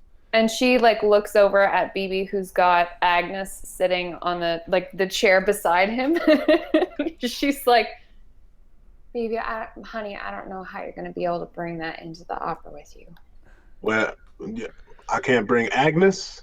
I mean, you can, but if you're in the orchestra. Yeah, nah. You know what? No, I think you're right. Agnes, you're gonna have to stay here on this one. And I pat Sifu on the leg. Oh, sorry, Sifu. Agnes, you're gonna have to Well, take. hold on. What's wrong with being in the orchestra? Well, how am I supposed to get in the orchestra? I gotta audition. No. Look, Look, leave that to me. That's the easiest fucking part. The question is, can you be on stage? And she's like, well, I mean, the orchestra isn't really on stage per se. I guess none of you are none of you cultured? Listen, what did I just fucking say? I know how to talk amongst these fucking casino people. Well, what kind of music are they gonna be playing? Or I guess you don't know that yet. I mean, I don't know the show that's going on. Do you have the tickets? She looks. Yeah, we got the tickets. Someone has them, right? It's Sifu, I think. Yes. It's Carmen. Carmen is funny. Yeah. Mm-hmm. I turned to Kitty and I said, "So wait, are you saying Felix knows what we look like, or he just is expecting us?" I'm presuming. I mean, you guys said that he left some shit in your car, right? 4 things, 4 people, whatever. I don't. Maybe he knows that you are coming for him. I will go as the orchid. I will dress finely, and I will present very beautifully. However, when you get close, I will be fragile, yet exotic. I'm sure you will. And snap. What the fuck is he talking about? Look, if he knows who we are, then we only have the option to go in absolute undercover. I'm talking about beneath floorboards and shit. If there's this chance that he doesn't know who we are, then yeah, we can go in and try to disguise ourselves. I mean, he doesn't necessarily know that you're coming. You just have to, like, not get in his way. Can you do that, Jack? I can do... Yeah, I could do that. I could do that. Look, maybe we give him a little bit of it and he gets all of it. Like, maybe if he knows... Here, bear with me for a second. Okay, yeah, he knows me. We know he knows me. He put the thing in my fucking car. Okay, so maybe I go in, like myself, I cause a scene, and it gives you the opportunity, the three of you, to, you know, to do whatever you need. Isn't that pretty much exactly what we did last time? Yeah, it worked out pretty fucking well, didn't it? Perhaps, Jack, we should go in with a different mentality. Consider this for one moment. Maybe Mr. Chow likes to gamble, as do I, as do you. Perhaps we go in and give him something to gamble. Take his mind off of it. We will fly under the radar, much closer. Yeah, but I think the minute we go in there and he recognizes us, he's going to know something's up, no? He will not recognize us. Who says we have to talk and interact with Mr. Chow directly anyways? I mean, if I'm in the orchestra, I could speak to the orchestra people and see what the deal is. We just need to find out whether or not this is a location. And what is it called? Zen? A Zen? Feng Shui. Feng Shui. That's right. That's the name of the game. Yeah. if we just talk to the people, then we're bound to find out what happened to the last owner. I mean, who was the last owner? He was an opera house owner. What happened to him? So, director, are we if we find out that he has taken it for its feng shui, are we just not supposed to do anything? Like, if we have the opportunity, could we possibly take over this joint? If you can own the opera house. So we gotta buy it. We have to own it. Mm-hmm. Or win it in a bet. Mm-hmm. I don't think that's our job. I think our job is just to find out, and then Mr. Lee. That's what he said. Look, you're right. Let's just do that. Okay, it's going to be an opera, correct? You said Carmen. It's going to be a big fucking affair. Look, he knows seafood. Seafood, you're going to have to figure out your way. Kim, you pose as a fucking waiter. I'm white. I can't pose as a waiter. I'll go in with a big fucking cowboy hat or some shit. And then, you know, you go in the orchestra. And then we got 4 eyes on the prize. We watch, when we report, and we leave. BB, I'm a little concerned, though. I'm sorry, but you're blind. You're not going to know how to get to the orchestra pit. I mean, can we think of something else? Yeah, I don't know. It's not really lining up for me either. I think that I should just go in like everybody else, because if I'm in the orchestra, I'm in the spotlight, kind of, for a little bit. Yeah, and I'm worried if you guys are, I mean, it didn't go super great last night, and it was maybe because you guys split up. Can we... I want you to have Agnes with you in case shit goes sour, you know? No. A trained bounty hunter does not need his weapon. He finds other ways. No, look, there's plenty of ways we can get it in. Let's look. Okay, first up, Agnes is a problem. Let's mix it in with the backstage equipment. One of us will go undercover backstage, and they can get it for you. Look, if the orchestra's playing, they're going to have to ship all the equipment in. We'll just get it on one of those trolleys. Maybe that's a great idea. It's okay, guys. It's okay. No. Agnes has sat away from missions before. I'm going to try this. BB, if you don't have to get her, then that's fine. But at least she's there if we need her. Fuck, I might need her. Yeah, but what if someone takes her? I'd rather her be here. No one's going to take her. No one's going to take a guitar. And look, we're not going to be able to walk through the front door with pieces anyway. So I think smuggling multiple weapons, maybe in suitcases for cellos and shit like that, might be a good way to go. Okay? All right. If we can sneak her in the back and find a safe spot for her, then I'm down. I would recommend Jack. Perhaps you should dress in maybe a more shaggy setting and clothing and go in the back as sort of a stagehand. Because if you walk in through the front door with a big cowboy hat, I'm for sure believe that you will be recognized. I'm not saying I would go in with a big cowboy hat. It was just something I picked off the top of my head. Look, I can easily... I just believe that you are one of the only white people here in Hong Kong. And I think that you will be recognized, especially if Mr. Chow already knows your face. However, if you go in the back door, and myself and Sifu go in through the front door as local Chinese men, We must be well dressed, however, and maybe. And Kitty's like, then I'll have a ticket. I can come with you guys. Listen, hold on. What's weirder here? The white guy who's working in Hong Kong at the Backstage as a fucking roadie, or some rich yahoo who won some money and wanted a night out on the town with, you know, his wife. All I'm saying is, it's gonna look a lot weirder if I'm the only white guy working in a stage production built and literally created in Hong Kong. Fine, that makes sense to me, actually. Of course it does. Look, I'll go in. I'll be quiet. I can play under the radar. I'll create a persona. I got a lot of good ones. All right, so will I. Tell me, Kitty, do you believe Dr. Lee has any fine clothes that may fit me? Yes, it's possible. Or we could go shopping. I would much Shopping rather just borrow montage. something. I actually own a casino outfit, so I'm good. Mm-hmm. I'm yeah, down to go shopping. Let's do it. we can definitely either go shopping with Dr. Lee's checkbook or else just borrow stuff from whatever's around here. Whatever you guys would prefer. Checkbook. Let's go Let's shopping. go shopping. All right, I was kind of hoping that we could go shopping together. fine. We all go shopping. We buy real nice suits, and I create a persona that I need to figure out for a second. Okay, great. So we say our goodbyes at the training facility. I imagine Sifu says goodbye to some people that he's familiar with who work there full time, the chefs and whatever. I also create a persona Good. and go shopping. Well, Kitty, we all hop back in the chopper and we land on, I don't know, where the fuck does a helicopter land in Hong Kong? I guess we land back Far on away. the rooftop of warehouse. the HQ. And then it's deserted, right? We go back downstairs through the elevator. It's really weird to see like the secretary's desk abandoned and etc. And we're back downtown. But in the parking lot of headquarters, there is a limousine that was There impounded is. and hasn't been touched. So we jimmy it, and Yes. Kitty is the driver. Precisely. And so we arrive in a limousine. Mm-hmm. So we have a limo at our disposal now.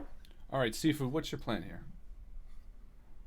My plan is to talk to Mr. Felix Chow. No, you can't go in talking. Did you not hear Dr. Lee, for fuck's sake? He said, we got to fly under the radar.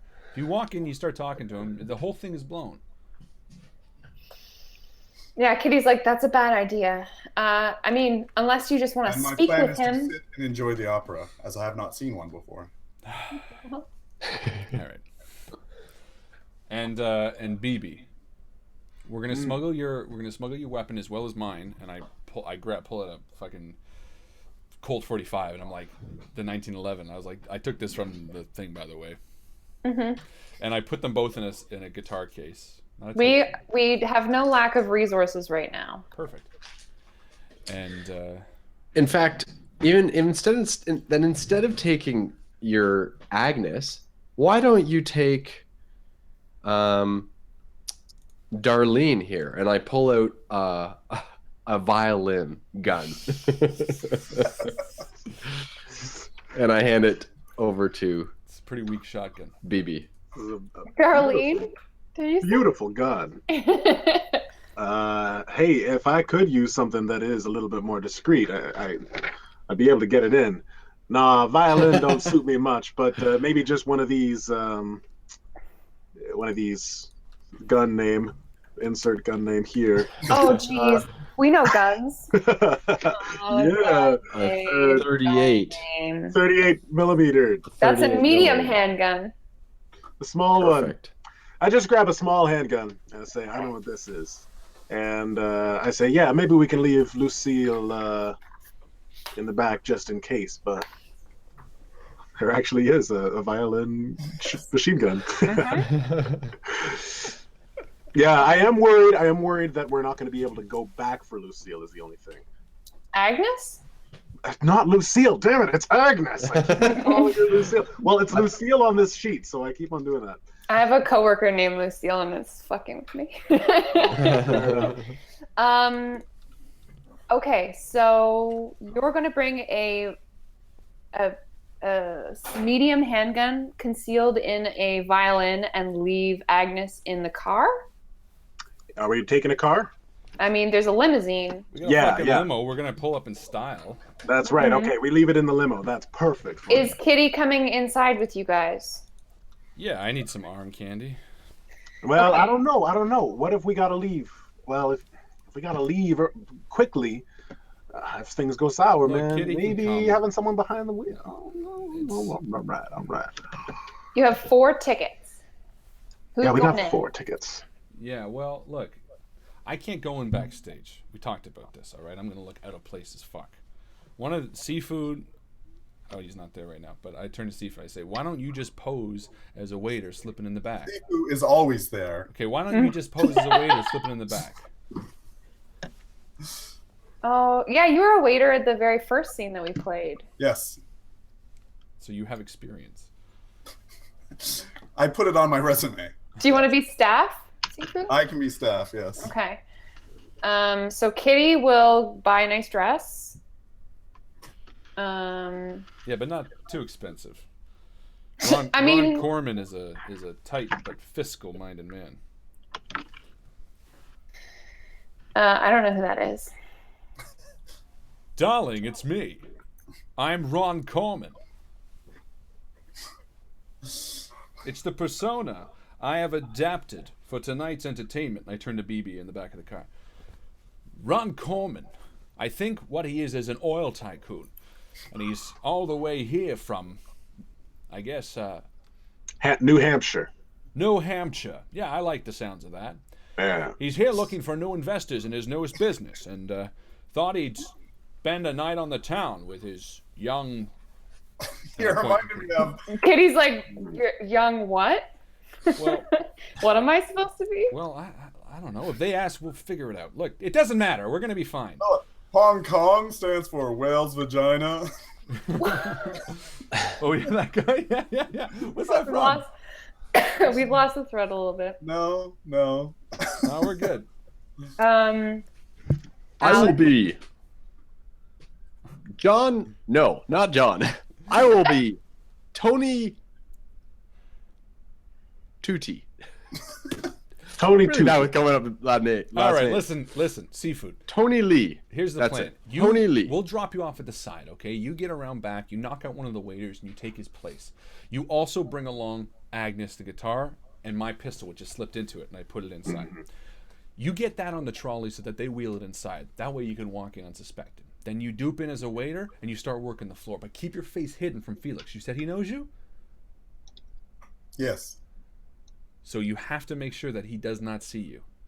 Meanwhile, myself and Kitty and BB and Kim will slip in the front door. We'll pay the tickets, we'll go in. And all we'll do is we'll walk around, we'll see what we can see, and we'll listen to what we can do. Remember, the idea here is we take notes, we get information.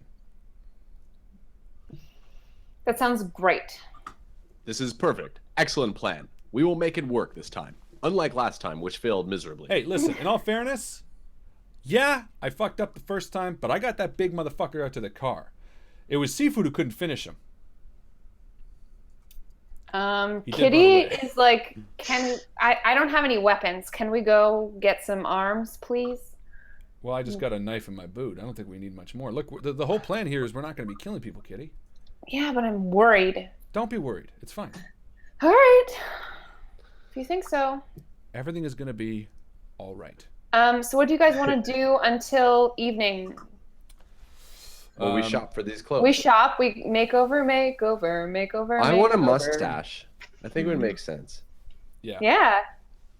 Let's get you a mustache. I don't need anything else. I think I'm good.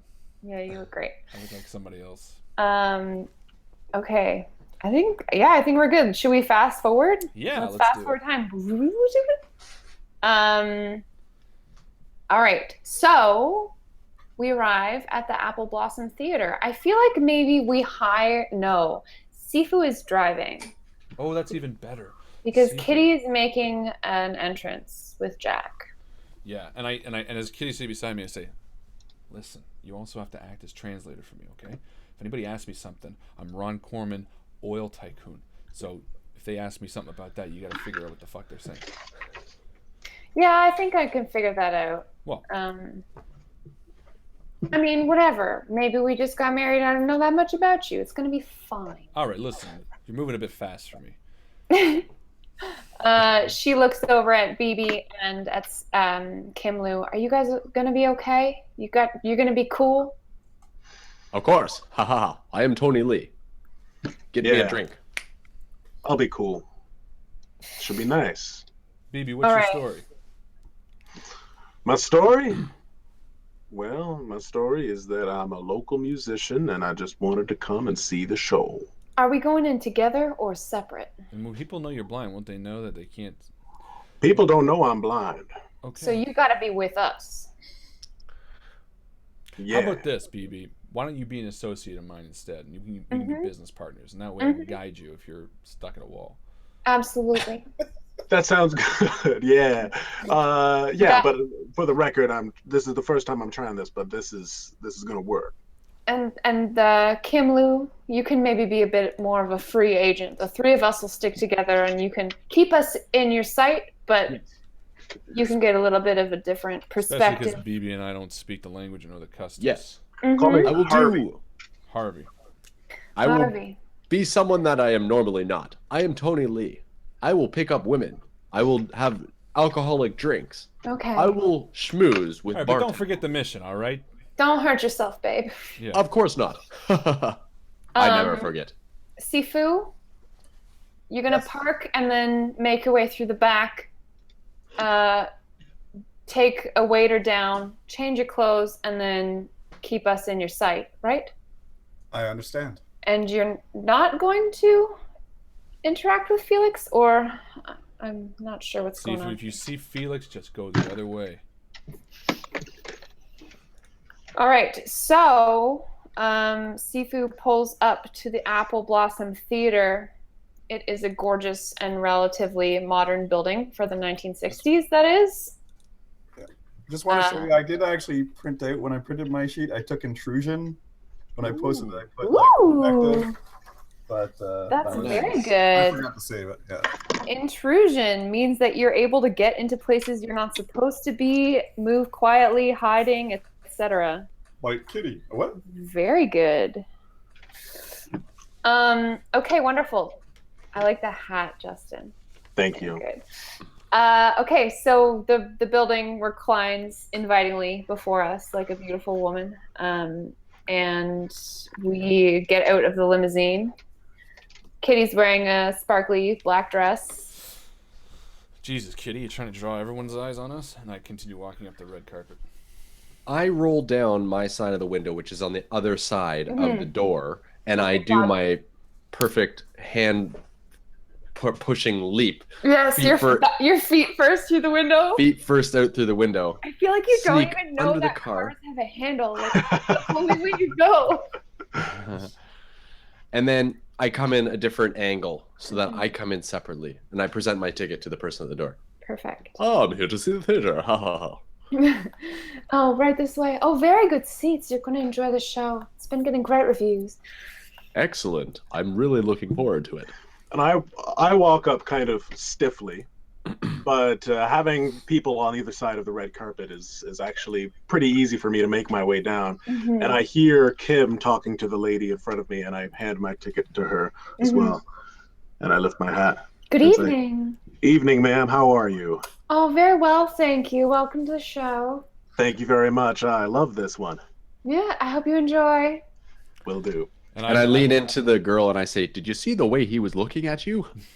Very natural. No, I just leave it at with that. Kitty on my arm, I kind of walk up and I'm kind of like impressed at BB. I'm like, shit, maybe Kitty doesn't know what to say. Yes, for me and my wife here as well, please. And I hand her the 2 tickets. Wonderful. Thank you very much. Yes, hopefully it's going to be a great show. And I take the ripped stubs and I begin walking through and say, Jesus Christ. The 4 of us enter a massive lobby as we follow Sifu. So the camera follows the limousine as Sifu pulls away from the curb. Love it. What happens? I find a place to park. sort of just around the other building. So it's just a quick, short walk or a wall run up, hop over the fence, down onto a dumpster, and then leap. Mm-hmm. Just as another waiter is pushing out some garbage. Right. And I leap right on, almost like landing full scissors on him, slamming his face into the dumpster. Front roll out, change my clothes, and go. Wheeling the empty trash bin back in. I feel like it's like a one smooth movement. You like, yeah. Do you put him in your stuff, or do you kind of roll up your things and like stack it? Pardon me, sorry? Do you put him in your clothing, or do you leave him naked and you take your clothes with you? I take my clothes with me. Amazing. Okay, great. Because I don't want to, if he does happen to wake up, I don't want to be like, oh, look, I'm naked. My first instinct's to run in. Sure, but you've knocked this man out, so it's not likely that it is a man, right? It's not. Yeah. Okay. I knock out a waitress and I take her dress. Yeah. It's really tight. Lovely. Spicy. So you enter through the back door, kind of like the service area of this opera house, into like a bustling kitchen and places where they're like putting out tiny plates of food that's just like covered in parsley, a la the 60s, just like jellies and shit. 60s cuisine. No one's giving you a second look because there's so much staff running around. This is such a fancy place. So you just kind of get in line with the rest of the waiters. I just follow along. And someone tosses you like a whole platter full of little hors d'oeuvres, and you are on your way out into the lobby. I don't know why I have one of these ready every time we've done this. It's perfect. I love that you do. So you, as you are entering into this lobby, you see the four of us make our way through. There's red carpets, gold patina, I don't know, frescoes adorning the walls and the ceiling. It's a really fancy place. There's several bars, tons of people milling around. Great. So we go over. I imagine that it's kind of like Jack and Kitty arm in arm, and then Kitty's got her hand on BB's back, kind of like we're together, but not that she's like leading him. Do you know what I mean? Just the three of us are kind of walking as a threesome. And I walk up to the bar and I'm like, yeah, one of the strong. And I turn to Kitty. Can you just tell him one of whatever's strongest? Mm-hmm. Yeah. So she orders a whiskey for you, and then BB, do you want something? Oh no, thanks. I don't drink. I gave that up a long time ago. And she orders a champagne for herself. I walk up to the bar, and I'm a couple chairs up, within earshot, but not close enough to them. Perfect. I will have and you hear me order a martini. An alcoholic beverage. No, I do it. I do it with, in fact, and maybe you guys are impressed. I do it with such normal class. Oh, you've been one martini with an olive, please. Thank you. You've been hanging around Jack long enough that did you hear like, how, you know. Did you hear how normal he was? So normal. And I turn around with my elbows on the bar and I kind of survey the room, and then I realize my elbows are on the bar and that's pretty unprofessional. So I stand up and I kind of straighten myself. I say, does anybody see who we're looking for here? Felix, or Hans, or Desi? Probably up in a balcony somewhere. Maybe some sort of cubby. I don't know what those are called. I remember seeing one when I was a kid, back before I was blind, and that's all I know about theaters. Okay, hey, put it this way, BB. Look, your ears are going to be masterful here, because honestly, in this sea of people, I'm not going to be able to spot. But, that's a really good point. Of fucking course it is. But I know, and you know, what Hans and Desi sound like, especially because they're Germans. So just scan the crowd when you can. See if you can pick out their accents, and then Kitty and I can ID them. All right, that's a good idea. Hey, when the glasses come on, Jack's a fucking professional. I noticed. I strike up a conversation with the bartender. Okay, great. I understand that this establishment was recently repurchased by a secondary by someone else. Is How that do you like working here? I've been here for about 10 years now. It's a great job. Love the music. And it's just wiping the sorry. countertop. Were there new owners? I thought I had heard that. I had read it in the business news this week. Oh, I haven't heard anything about that. I must have been mistaken. He just kind of bows to you. And I bow to him and I continue to drink my martini, glancing around the room, trying to see any of the familiar faces. Mm-hmm. I'm surprised by now I haven't seen J. Johnny Tingling. He should stick it like a sore thumb because he's almost like a thumb. But he's very short, and there are crowds of people milling around. There are lots of men wearing suits with wide lapels and wide pant legs.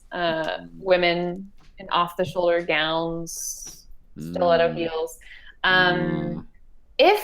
Okay, so now that we are all in the lobby together, we are all going to make, I guess, police or detectives checks to see if we spot anyone we recognize. Excellent. Can we give Phoebe an advantage instead? I'm going to not disadvantage BB for his sight because he has So audio. Basically. Ooh, But I will roll 5. for Kitty as well. What are we doing, detective? Or police, whichever you are better at. So I have 12 for either. Okay. I got a 8. Mm-hmm.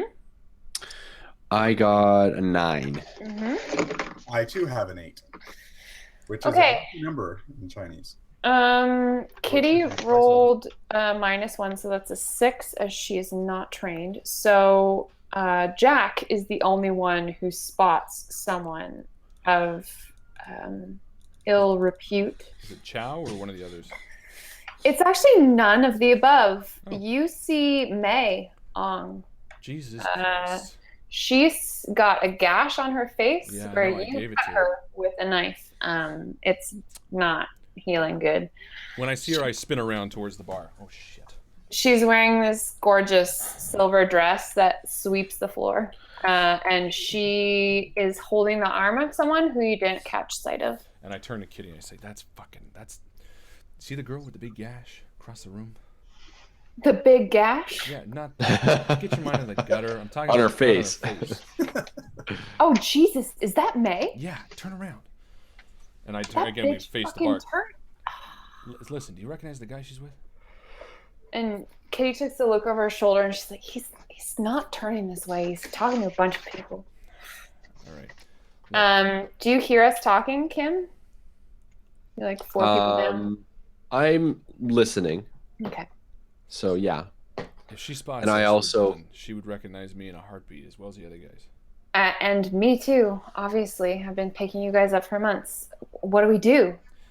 Well, and I pick up my drink and I begin moving to the far end without answering. BB, come on, buddy. We gotta go.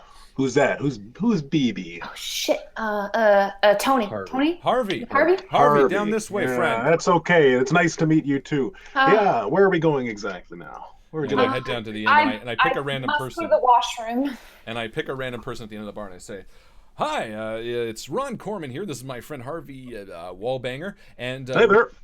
we're here to. Do you speak English, friend?" Yes. Good evening. Oh shit. Good evening to you two. Carmen, beautiful musical, isn't it? You know. It is. May I help you? Just what do you do, friend? Just networking. And I'm looking to Kitty. Is she going to the bathroom? Yeah, Kitty's like walking away, like looking I I'm either just keeping side. my back to May, and I'm kind of, as the guy's talking, I'm like, "BB, May is here." Yeah, Kitty's actually Oh, looking shit. for Sifu. Do you see her? Actually, right now, I'm too busy scanning the crowd looking for Felix. Okay. You got a pretty low roll though, so I I'm not did, going to yeah. give you anything right now. So that's Oh. basically my single focus. So if it's not Felix, I don't see anything. Okay. Oh, As you guys move towards. Oh, are you still rolling? Sorry. I'm just rolling for the enemies now. Oh, to see great. if they see you. And my back again is to her, and I'm turning to BB and I say, "She's got a massive gash on her face. I don't know what she's more mad at, the cut or maybe the fact that I tried to Okay. kiss her the first time we fought." well, I think we should try to get out of their line of sight then. Maybe head upstairs. Well, that's what I'm saying. And actually, before you reveal your roles there, Mm. Joe, as you guys move towards me at the bar, I kind of take that as I now move in my other direction to sort of the other end of the hall where Sifu is kind of working. I catch him out of the corner, and I'm not going towards him, but I go in that general area, kind of to, again, spread ourselves out. Mm-hmm. So right now we have BB and Jack talking to a random passerby down at the very far corner of the bar. We have Kitty, who's kind of made herself scarce. And then we have Kim Lu, who's going to find Sifu. I will say that, Harlan, the next time Jack turns around, May is gone. Okay. So I turn around, she's gone? Mm-hmm. Shit. And I turn to BB. Shit, she's gone. I don't know if she made us or she just walked off. All right, well, either way, let's stay focused. Let's try to find Chow and the others. I'm thinking that Chow's going to be upstairs, if anything, Yeah. so, and probably guarded on the outside. Well, you of know whatever. what? Let's just head that way. And I say, great meeting you, whatever. And I push BB towards. He goes to shake her Blessings. hand, and you turn around, Yeah, and I he's just just like brush him off. "Oh." Okay, so yes, there are yeah, there's two giant curling staircases leading up to the left and right from the center entrance where you guys came into the lobby. And there are people walking around up there as well. It seems like that is the way to get to the second floor if you have second level seating. You guys are actually going to be sitting pretty much front row center if you ever end up attending this performance. But it's not like they're checking ticket stubs or anything. You're free to wander right now before the show starts. I say that to BB going up. I say, God damn it, BB. These fucking... Dr. Lee gives us these tickets because we're trying to be going inconspicuous. Mm-hmm. This is front row fucking center. What Oh, shit, these are front row tickets? Yeah. God damn it. Oh, damn Like, it. hey, you know, you guys are supposed to be under the radar here, so here's the fucking most obvious seats in the goddamn house where you're And they're all the together. fucking person in the fucking goddamn... Yeah, Jack, cool Yeah. it. We might be able to trade them to someone. Yeah, right. Actually, hey, that's not a bad idea. Anyway, and Front we row head up to seats. the top of the steps. Okay. Did you guys try to let Kitty know what's up? She Oh, comes out of the shit. washroom and you guys are gone. Yeah, halfway up the steps, I'm like, oh, just meet me at the top, and I head back down, and I walk right into the women's washroom. So, oh Jesus. So what does it look like, BB, when you're trying to make your way up a staircase All right, full of so- people and you're blind? So he left me in the middle of the stairs. Yes. And not next to a railing, which Nope. there are two But I of. double tapped on the back. I went, you got this. All right. There are people walking by on either side, up and down. Okay. So you know what I'm gonna do? I'm just going to take a seat, On the and, stairs? and I'm just going to look through my pockets. Okay. You know, look through my pockets. Nice. Nice. Decoy. Okay. Jack, you enter the woman's washroom to see Kitty fixing her makeup. Oh. Let's go. Is this not... Let's... Jesus Christ! Well, I got distracted, and I head back outside, and Oh, here. And she's like, and I wait outside the door. what do you want? We're ready to go upstairs. What are you going to Is she gone? Where's May? I don't know. I lost her. I didn't see her. Why? You ran away. You lost her? I wasn't looking at her. God damn it, Jack. There's like 50 fucking people here. In the one room, there's Wait, like 500 where's people here. BB? He's on the... Oh, shit. And I start running up the stairs. I see BB sitting there. I'm like, oh, that's it there. We got what you needed. And I'm looking around awkwardly. Okay, great. We are up on the second floor. BB, I'm imagining Sound of Music, like when the children are saying goodnight, they're all like sitting on the stairs. BB's just like sitting there, Adieu. To you. going through his Adieu, pockets for the adieu, eighth adieu. coming. Yeah. Except I look like a badass too, right? Yeah, totally. And I pick Not you up. like I'm like, a okay, child. all right. And we head up to the top of the stairs. And I turn to Kitty and I say, don't run away again. It's a bad idea, especially if we can't get a hold of you. I just know that May's really good with those knives. Sorry, she frightens me. Yeah, well, you know what? You know that massive fucking scar? I gave her that, so she frightens me too. Okay. All right. Top of the stairs now. This is the last step, right? Yeah, we're here. Look. All And right. I lead us around sort of a corner next to a pillar, and I sort of hide behind one of the massive stone columns. I say, look, okay, our backs are to the wall here. Just take a look down there and see if you can see anything, and I'll take a look over here. And I look at the sort of the main pit area and then the reception area, and I want to scour the crowd to see if I recognize Great. Um, Yeah.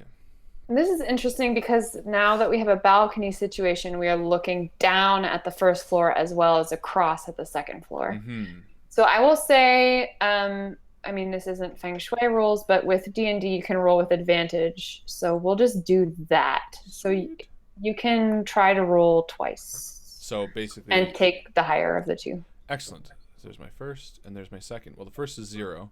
Mm-hmm. The second is 0. So Great. we'll call it 0. BB, how you doing?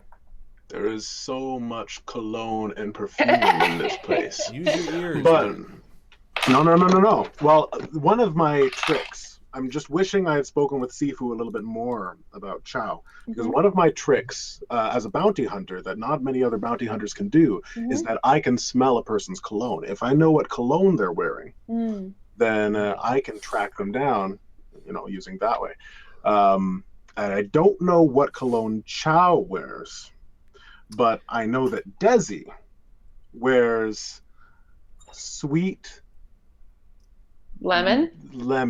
Sweet lemon. You also cologne. know exactly what May smells like. I also know exactly what May smells like. That's right. So And BB, if you don't know what to smell for, if you know it's Chow, right? Maybe think of smelling what's different.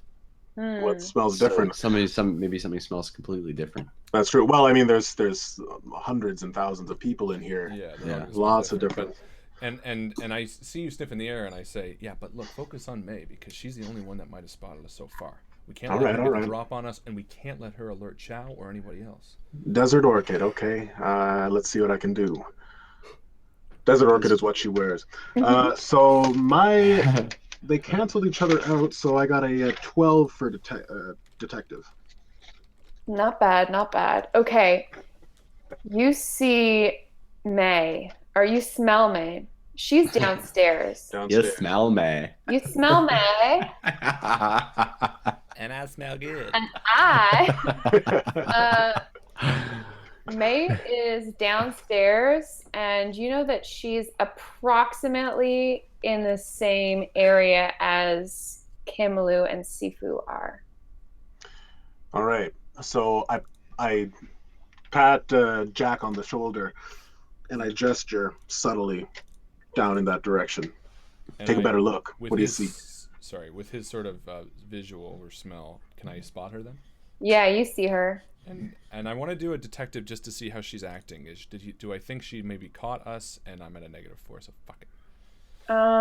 She looks like she's gonna be enjoying the show later. I nudge Kitty. I say, you think she made us? Honestly, Jack, I have no idea. Does Kim know she's there? Yeah, let's you got a beat on him? Let's scoot back to Kim Lu and Sifu. Kim, have you made your way over to Sifu yet? Are the two of you together? Again, I wasn't heading towards Sifu. I was just heading in the general direction. Mm-hmm. And Sifu, did you want to jump in here and take your turn?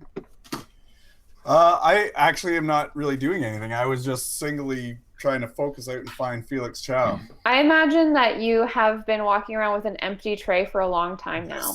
Yeah, and again, because I'm focused on looking everywhere and like bumping into people and like occasionally I'll like hit like a banister or a door or just a human. Like I'm so off my game right now because I'm just so focused on finding Felix Chow.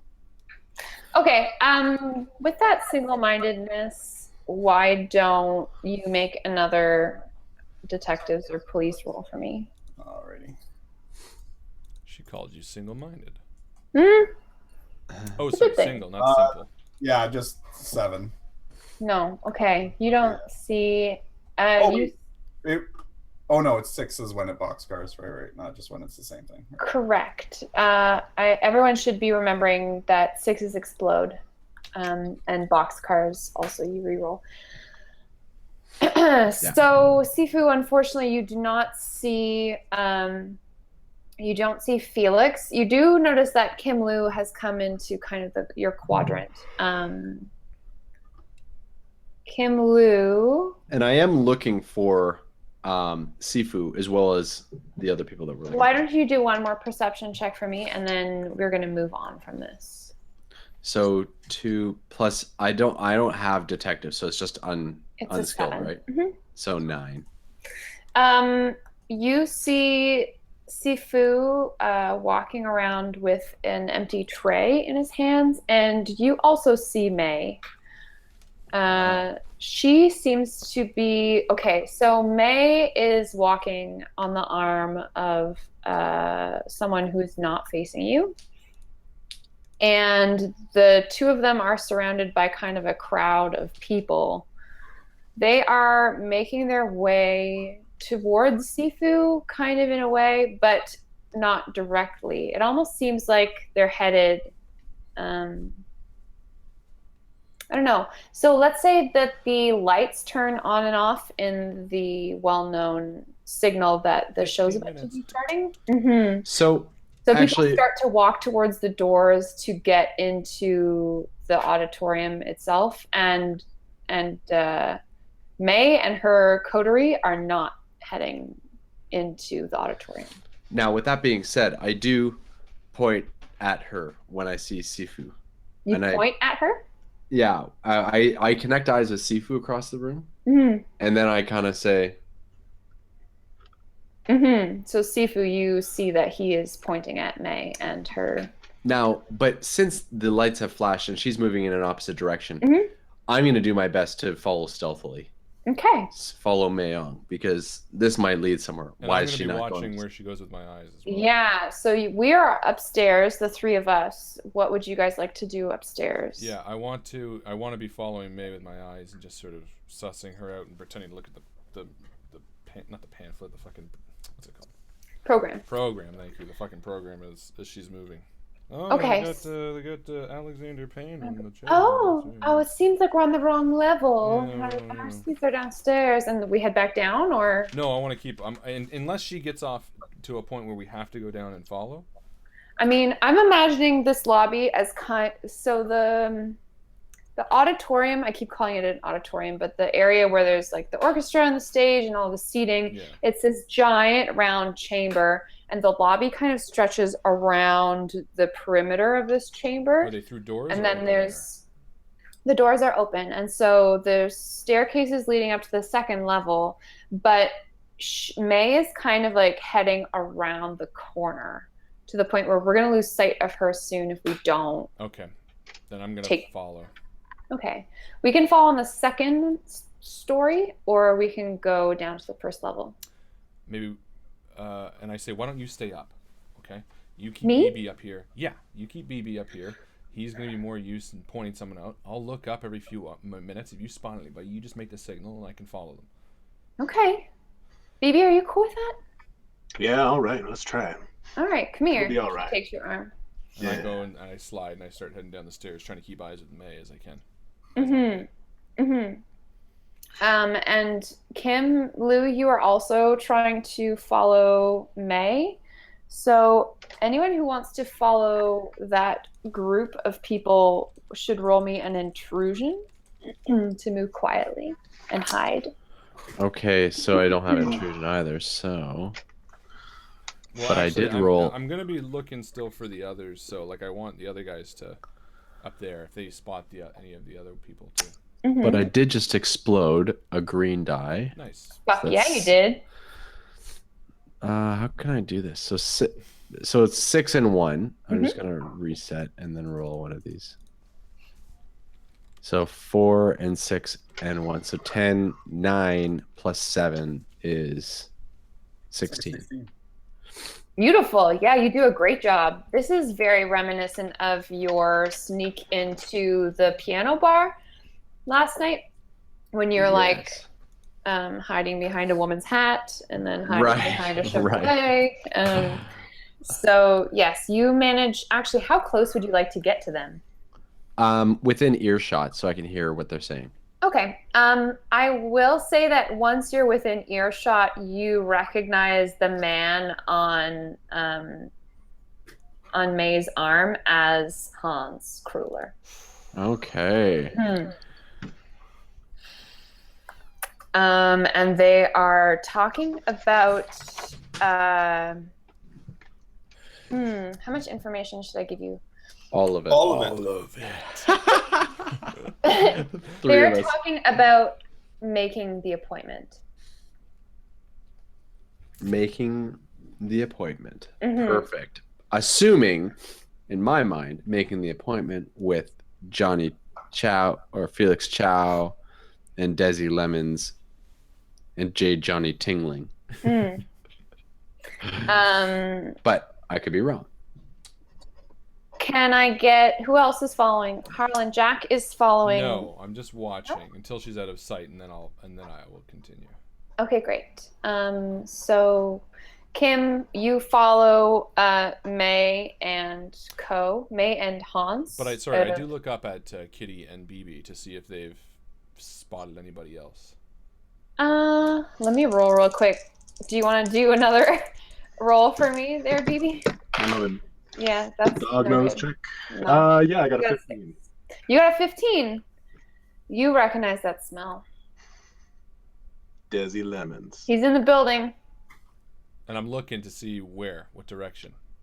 You don't know. No, I'm looking up for the word. Oh, The cue. okay. Yeah, you can point in a direction for sure, BB. All right. So Where where is the sound? Where is the smell coming from? You tell me. All right. The smell is coming from the door leading to backstage. Yes, it is. Desi Lemon says, just been in the back. Maybe he knows somebody in the pit and is walking ballsily down the steps into the main mezzanine area. Okay, so he's actually coming out from a doorway that May and her party have been walking towards and is striding up to meet her. All right, and I gesture in that direction. Yeah, so she's down And on I the give first the old- floor. And I follow. Okay. Did he give the old... Kitty's like, yeah, he did the Yeah, thing where he he did the thing, yeah. soundlessly touches his nose. He did Yes. the sting. Gotcha. I saw the sting. Yes. The sting out. Okay, so I will just narrate what happens essentially and if you guys want to step in, you can let me know. So essentially, Desi Lemons, this 5'0" slender black dude comes up and meets May and Hans and about a crew of like 18 people. And he takes May's hand and gives it a little kiss, and she does a little curtsy. And then they have a quiet conversation with a little bit of polite gesturing. They cheers their drinks together. Everyone has a sip of their beverages. They continue having a little bit of a chat. And then they all turn to head backstage. So as I'm still walking through and trying to single-mindedly focus and find Felix Chow, I just hear that subtle clinking of the glass, and it brings me back to when I first got home, and I closed the door, and the glass fell out, and I saw my mother sprawled on the ground with her throat cut. And then I flash back to looking for Felix Chow, and I keep going, and each time I take a step, I kind of stumble and I actually drop the empty drinks off, and again I hear a crash, and I flip back to where I saw my father just sort of stumble in with a spear still through his stomach as he falls and pulls over one of our vases and crashes to the floor to his death. And I stumble back a few steps. Yes, we're hearing like an alarm, like a Kill Bill situation. And I just keep going back to that day when I go home. All Find of my family murdered. these sights and sounds, you're recalling the carnage that you have had in your history, and you are on edge. Tonight could be the night where you have an opportunity to take back everything that you lost. So this party of NPCs, the evil party, laughs and cheerses and then heads backstage. I make note of this situation in order so that I can tell Dr. Lee when we get back. I write it in my little sketch pad when I get back. I get there. Okay. Now, how to get backstage. The door is unguarded to your knowledge at this point, and the lights are going up and down and up and down again to indicate like 2 minutes until curtain. And I'll head back upstairs with Kitty and BB. And as I arrive, I just say, it looks like the whole team is heading around back. They all went through a door backstage. Well, can we still find out the information that we need without them? Look, nobody's going only one way to the back. There's got to be another way we can get in through a staff entrance. Maybe listen through a vent or some shit. But going in through that way is going to be suicide. So here. And I start heading along the wall at the upper level and trying to find a staircase leading to the outside of the building to head down. And Sorry, you want to find a staircase that leads to the outside of the building? No, just like a staircase, like a stairwell that's on rather than the inside staircases, like one that's typically Like maybe something used by like a platform. yeah, something used by. No, like the ones that they typically locked for fire exits and shit like that. But I guess it's Hong Kong. I don't know if it's the same. I don't know. You guys tell me. Perfect. Then I go and I grab that stairwell, and they're always the more stripped down stairwells. You know, like the stone or the cement columns and the cement stairs. They're very classless. They're not the. So ones... I feel like you walked all the way around to the back. Yeah, sure. Well, wherever there's gonna be stagehands that need to get up and down and all this kind of shit, and they don't need to be fancy stairwells. Those are the stairwells that I lead the three of us to. And as we double bar that door through, and we head in and it slams behind us, I'm like, all right, look, there's got to be a way for the stagehands to get backstage other than where they went through. And I went down, and I go down one more staircase to the basement, and I push in, and behind there is red carpet, and all the lights are off, and there's sort of red exit signs and things like that that are only illuminating the undercarriage hallways. And quietly we start heading along the carpet towards the direction that they went, so that we can pump back up. Cool. Okay. Cut back to Alex and Sifu. The lobby is basically deserted at this point. Well, I followed them. They went into the back room. Yeah. So. Like, is this behind the stage type thing? Essentially, they went through something like what Harlan was describing. There's a doorway leading out from the lobby that does not lead into the auditorium. It leads backstage. So essentially, they're behind the curtain. Somewhere. Okay, because I have an idea. And I look at Sifu, and I kind of point. Did you see Sifu? Where they went? Did you see that? And I'm suddenly brought back to the present moment. Right.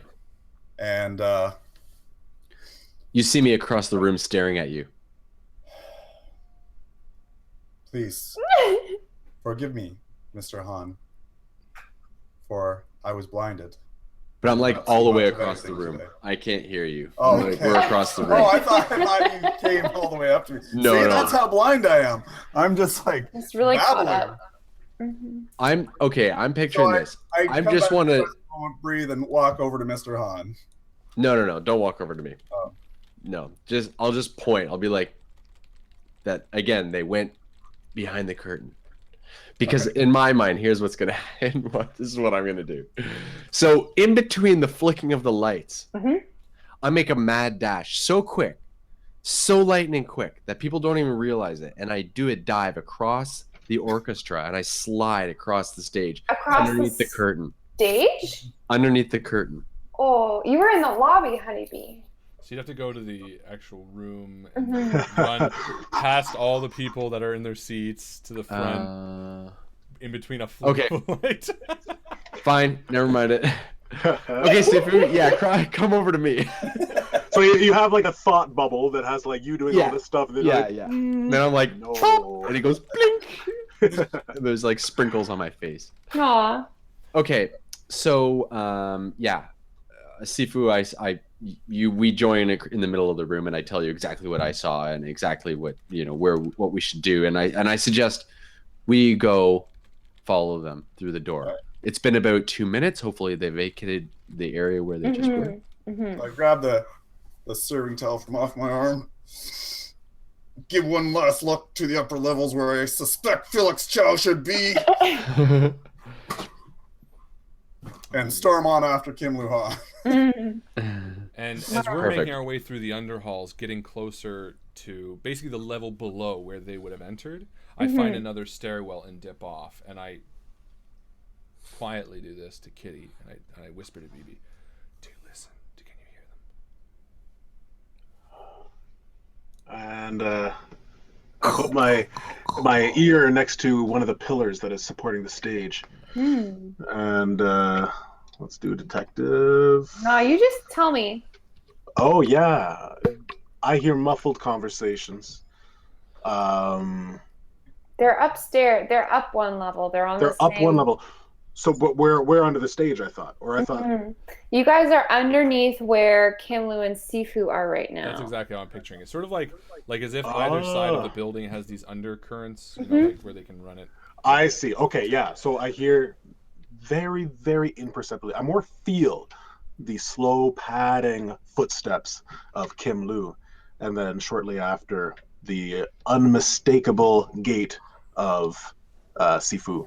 And I say, I just gesture up there. And my hope is that we're on either side of whatever room they're in. That we are coming through maybe a back entrance, and that Kim and Sifu are coming through maybe a front entrance. Yeah, so that we kind of meet in the center, and I turn with them to in the Kitty, center. And I say, Well, That's not what I pictured at all. Me neither. So what happens is when Sifu and Kim open up that doorway that leads kind of backstage, there's like linoleum brick walls, kind of like elementary school style, very unpretentious, that clearly designates this as like a backstage area. There's kind of like the very distant echo of footsteps way down the hallway where your quarry has certainly gone. Every so often off to the sides there's different doorways. One is labeled like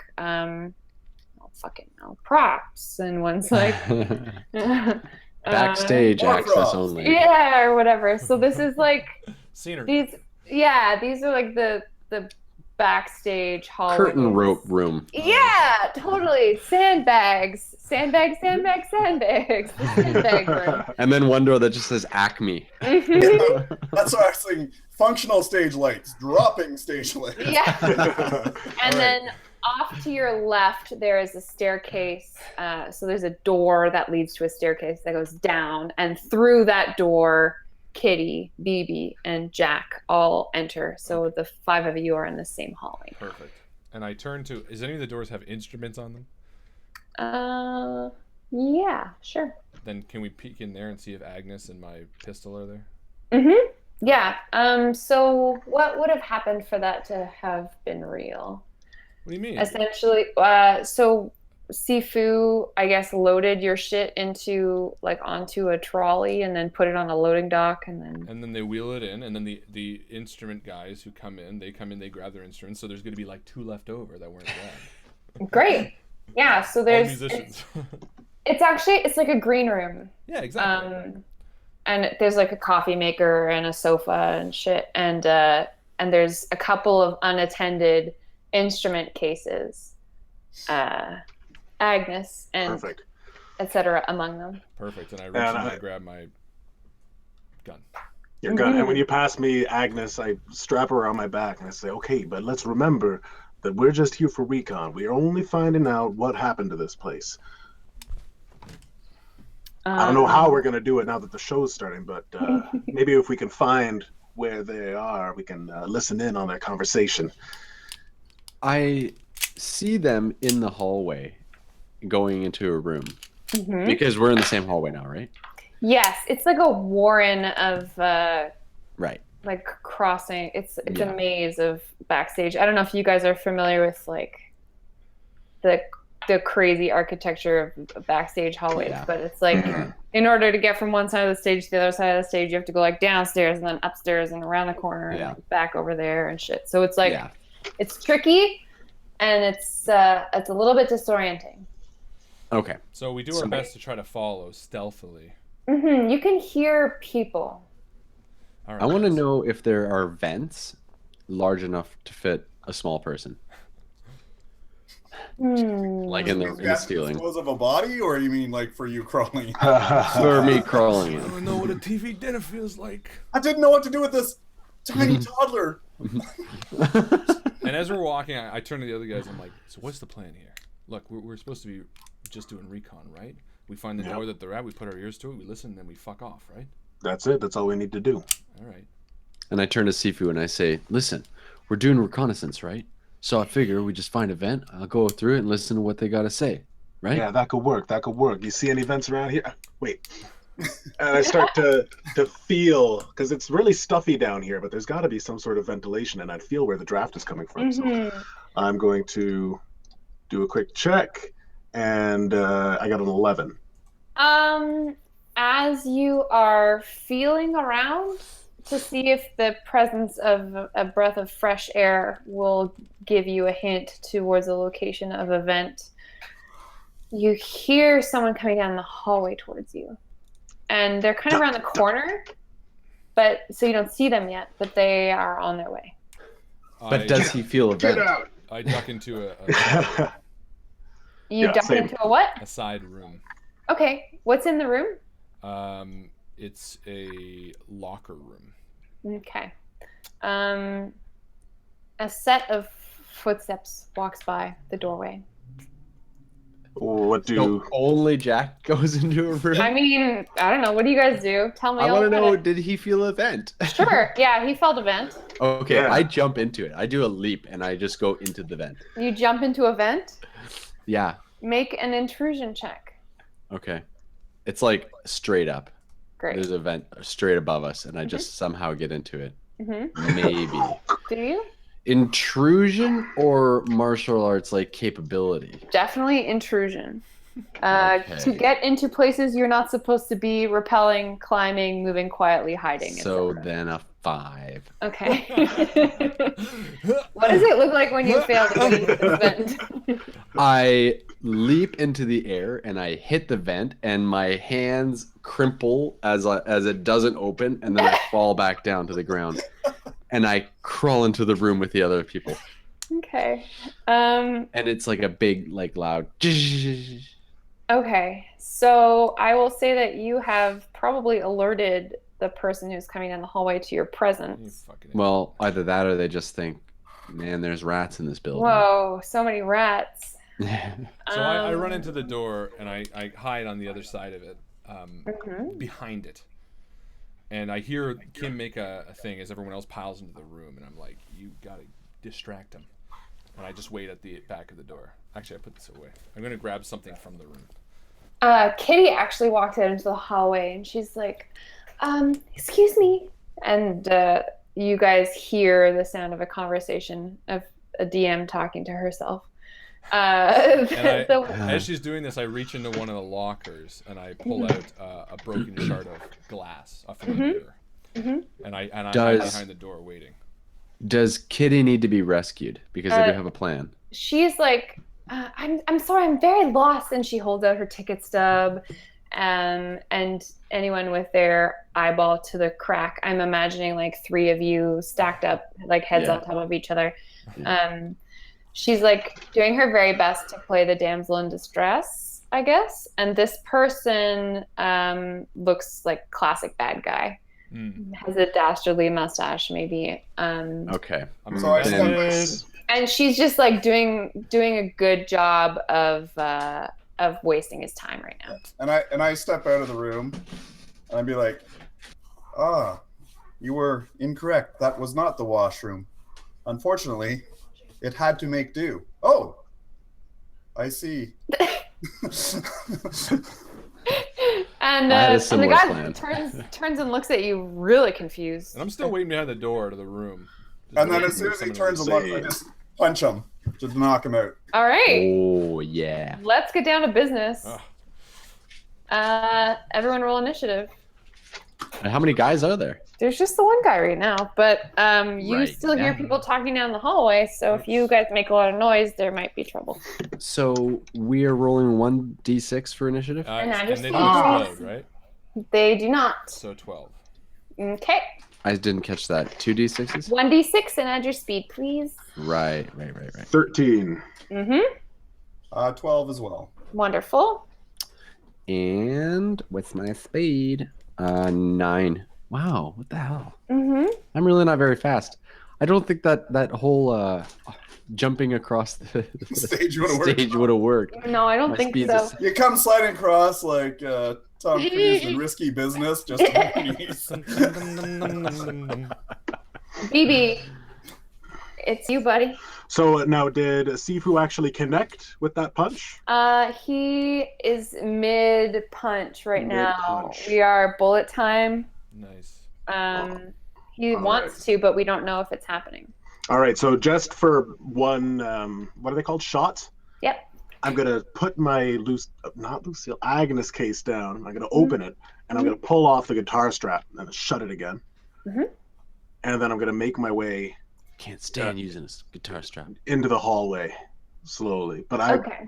because I heard Sifu's words, and they don't sound good. Yeah. So you're just gonna choose to use one shot to kind of move, essentially. Yeah, I'm waiting for Sifu to act. Let's do that. So next shot, Sifu, Jack, and BB all share. Sifu, I'll let you go. Sifu? Oh, sorry. Might as well Okay, go so first. I am going to use a fortune die here because I really want this to work. Yeah. And so I will roll first, and then I will explain what happens. He's learning. That's how we do 3 it. episodes in. Okay, so I have a 6. +3. Sorry, -3, right? So a 3, so an 18. Yeah, you hit. And this is but a mook, and so you murder the man or put No, I don't. him down. Which spins him off balance, and then I cover his mouth and block the air passageway as I drag him into the room. You dispose of him very quietly. I like how you got away from the camera. Moved back. Okay. Batman. Good. I'm just gonna keep this initiative order right now for in case anything else happens. Hint, hint. But this man is no longer any trouble to you. What would you like to do? I come out from behind the door and I turn to the others and say, "Look, guys, the whole point is not to be heard or seen, just to listen." Hey, Sifu, did you kill that man? Is he still alive? Of course, he is still alive. He is Does he seem- unconscious. Of course. I didn't get a very good look at him, but he seemed like a bit of a brute by his footsteps. Do you think that he's the type of person who might have information? I do not know. I did not take time to ask. All right, well, I like your style either way. If we can stay in these rooms and wait for people to walk by one, we can pick them off. Look, we're here for information, and the people who have it are at the end of this hallway. I think You don't gotta- think any of these guys have it? No, I don't think so. They're nobodies. All right, well, we still need to be careful nonetheless. If other people start walking down here, then what Sifu did, I think that worked. I agree. I think it gives us a good advantage if we need to ambush them. I think Maybe we should I drag these. will have him like hogtied behind his back with an apple like- in his mouth. yeah. Basically, I was thinking take off his shirt and shove it in his mouth and I like where Perfect. this is heading. Maybe we should drag them oil into him this down. room. Yeah. Also, Here's what I'm Kim, thinking. well, I also liked Kim's idea of going in a vent, but sounded like he needed some help. Well, I'm thinking we don't all need to walk into whatever the end is. We only need one person to listen. And this is a perfect advantage point for people who are walking by. I can ambush them pretty easily from these side doors, and BB, you can do a good crossfire if need be. Why don't we hang back here, and Sifu, you seem to be the most skilled at intrusion and deception and all that kind of shit, right? Perhaps. Yeah. However, It's no time to be information that modest. we want, perhaps BB is the best one to go about listening. He's definitely the best listener, but he's not the best sneak. No offense, bud. Says who? As All he right. stumbles. No, really? Who's saying that? Not to say Who's so I saying that? could not go ahead and make sure the way is clear. Do you have I do have intrusion. Oh, then fuck it. Go for it. That's my best skill, actually. Then I would change it. I would say, no offense, Sifu. I get that you want to be here, you asshole. But I think BB, my friend, is the one who should do it. All right. Sorry, well, I forget you're a fucking hitman. Yeah. You play a blind guy so well. I forget that you're like so much more skilled than me. So I'm just gonna be like, no. This is a job for the boogeyman. All right. Well, I appreciate the vote of confidence. There, you guys get into position on either side. And I say, hold on, and I take off my sunglasses I take his sunglasses that I've been keeping in my pocket, and I hand them back to him. Like, Nice. I think the boogeyman needs to come out for this one, buddy. Very nice. I like these on anyway. I feel like I'm back home. And I say, if you need help, or if things go sour, you bring them back this way, and we'll ambush them. And I slip back into the room. All right, boys. See you on the other side. And just remember, BB, if there's trouble, run. Hey, Kim, can you look after Agnes while I'm gone? Yes, for sure. No problem. Right. Thanks, fellas. Won't be more than a jiffy. And I start making my way down the hallway. Isn't All right. Jiffy like a 20-minute interlude of... No. And he goes a walking. Roll intrusion for me. All right, I'm going to roll a fortune die on this one. Did we get our fortune die back? Yes. So I should have mentioned, as you slept, right after or during your awesoming up, that means that you healed your wound points, regained all of your expended resources. Nice. Perfect. All right. So let me roll 2 success and 1 red. All right, so I got boxcars. Nice. Oh, reroll. Okay, let's do this. Oh, yes. Nice. Okay. So 6 on the green. And do I get to roll that again, or is it just fucking amazing what happens? It's going to be fucking amazing. You can re-roll the green because it does still explode. Okay, yeah. We're going to see how amazing. Exploded All right. again. Okay. No, I didn't. I wish. Yeah, that's wonderful. So I will say that stealthily, it's you know what stealth is. You know exactly how to be quiet. Born in darkness. Can I have some ideas. Am I allowed to dispose of a couple mooks in the process? You can narrate what you do. I know exactly what the corridor looks like when you round it. So I can tell you that if you like. Oh, okay, yeah. Why don't we get to there? So I sneak up to the corner. Yeah, and you do not alert anybody. You see a crew of men and women in the hallway kind of lounging around. There are some glasses of alcohol on the floor. It looks like they've been chatting and kind of hanging out for a little bit, congratulating each other and whatnot. And you smell Desi. You know that he's down the hallway. You smell May. You know that she's down there as well. And you hear footsteps making their way into a doorway and then the door closing. You hear the breathing, you hear people chatting on the outside of the door as well, but you know that there's about 4 people outside and the majority of folks have gone into a doorway off to the left. The majority of the folks have gone into a doorway on to the left. Mm-hmm. And I gesture for the others to come forward up to this point. Now that I know that there's only 4 people. And the people, as they're talking, can I make out what they're saying? Yeah. Is it mook talk, or is it they're I'm just a background player. Me too. They're talking about how exciting it is that Felix has made this discovery and how they hope to profit from it. Riches, women, men, etc. All right. So I gesture for the others to come up. And you said that the drinks and stuff are just on the ground in the hallway? Yeah. Sorry, I meant to say that you can smell that there's alcohol on the ground. Like, do you know what I mean? You don't see it, but you know that like there's a half-drank glass of whiskey off to your left about 25 feet ahead of you. Yeah, like these people have been partying a little bit. And they're chatting. They're slurring their speech right now. Yeah, and I'm gonna roll over how sneaky you are from that last roll. You can do pretty much whatever you want at this point. Kill all 4 of them. Well, not so much, but Kill you 2 of can them. you can approach to probably within like punching distance without them noticing you, I would say. All right. So what the Blues Boogeyman does is he picks up a glass of whiskey Mm-hmm. and he starts making his way down the hallway.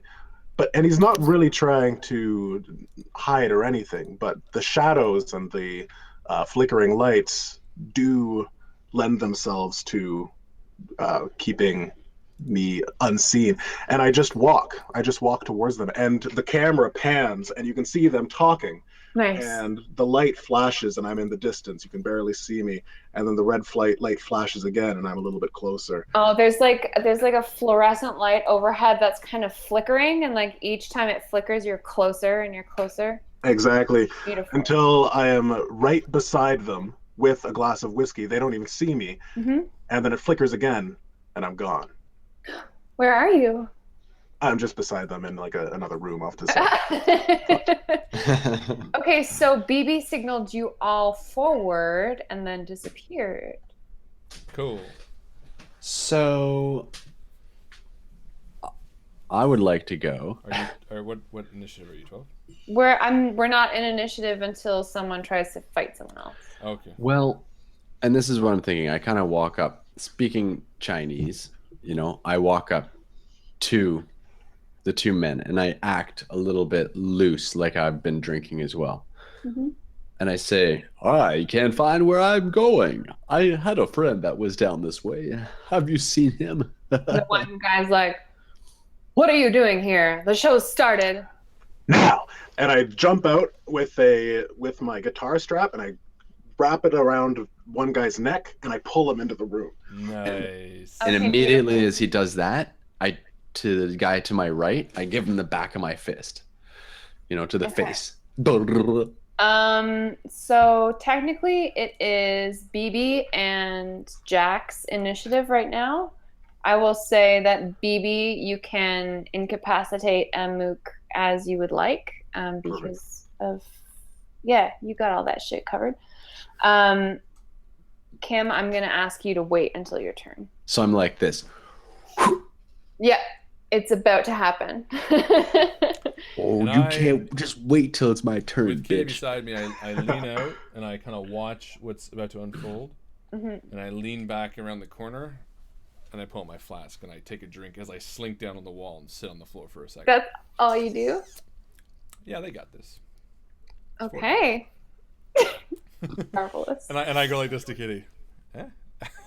Yeah. It is her turn now, so she's gonna sink down on the floor and have a drink with We you. stand it back and forth. Yep. Amazing. I'm like, they Okay. love this shit. This is what they live for. That's not me. She's like, I I'm don't into this. even understand you. I just drive things, okay? Hey, that's how I got into this. I was driving too. You ever flew a helicopter before? No, I kind of want to learn. I'll show you. It is Kim Lou's turn. You are bullet time, about to punch a guy in the face. And when they're both the same, a 4 and a 4, it's just 0, right? 0, yes. So 15 martial arts. Yes, you hit him in the face, and he goes down. But there's 4 guys, right? Yeah, so there's 2 other guys. BB dragged into the room that's opposite the place where he knows the other NPCs are. Just across the hall from them. And there's 2 other guys in the hallway with you. It is Sifu's turn. Clear your Muted. throat, Seafood. You're muted. You're muted, you. Point. Whoa. Hey! Hey, Hey, there you buddy! go. Sorry, Hey. I kept clicking and clicking and clicking. So, at this point, I will use intrusion just to get into the room unseen, so that I can take a look around and see what's going on. You're gonna go into the room? Yep. the room where the NPCs have gone. Yep. Very interesting. Okay, roll that. So bold. Cool. Like a strong coffee.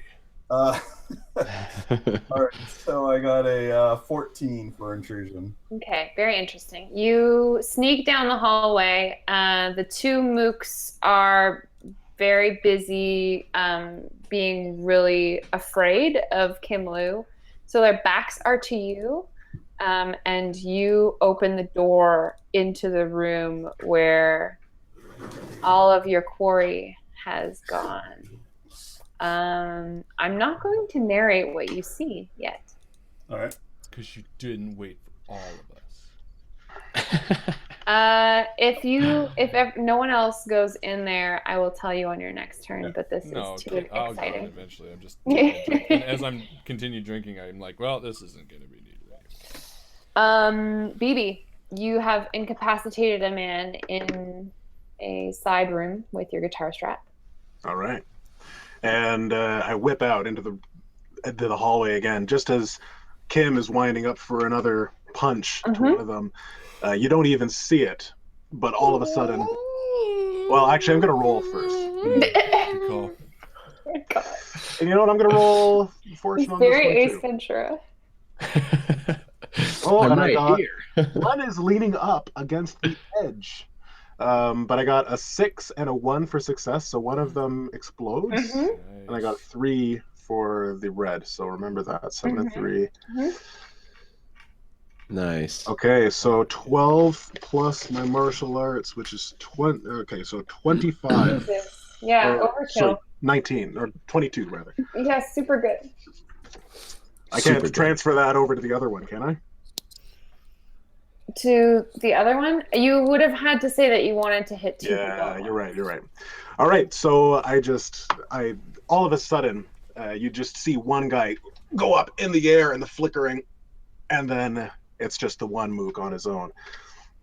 Very As cinematic. I pulled him over my back with the neck strap. Mm-hmm. Mm-hmm. That's what I was picturing. And Jack, it is your turn. And I'm looking around the corner again, and I'm like, no. Anyway, so she comes in, and she fucking doesn't even know where she is. So I look at the other guy, and I'm telling this story to Kitty. And it's the same story I've told to the guys at the beginning when I was asking for a smoke, and the same story I told last episode to somebody. I don't know what the story is, but it's a nondescript story that's slurred with drunken. Kitty is actually standing up and grabbing her hand. She's like, God, this is okay. come. It's as if I think No. And I go up with her. I was like, oh my fucking Yes. God.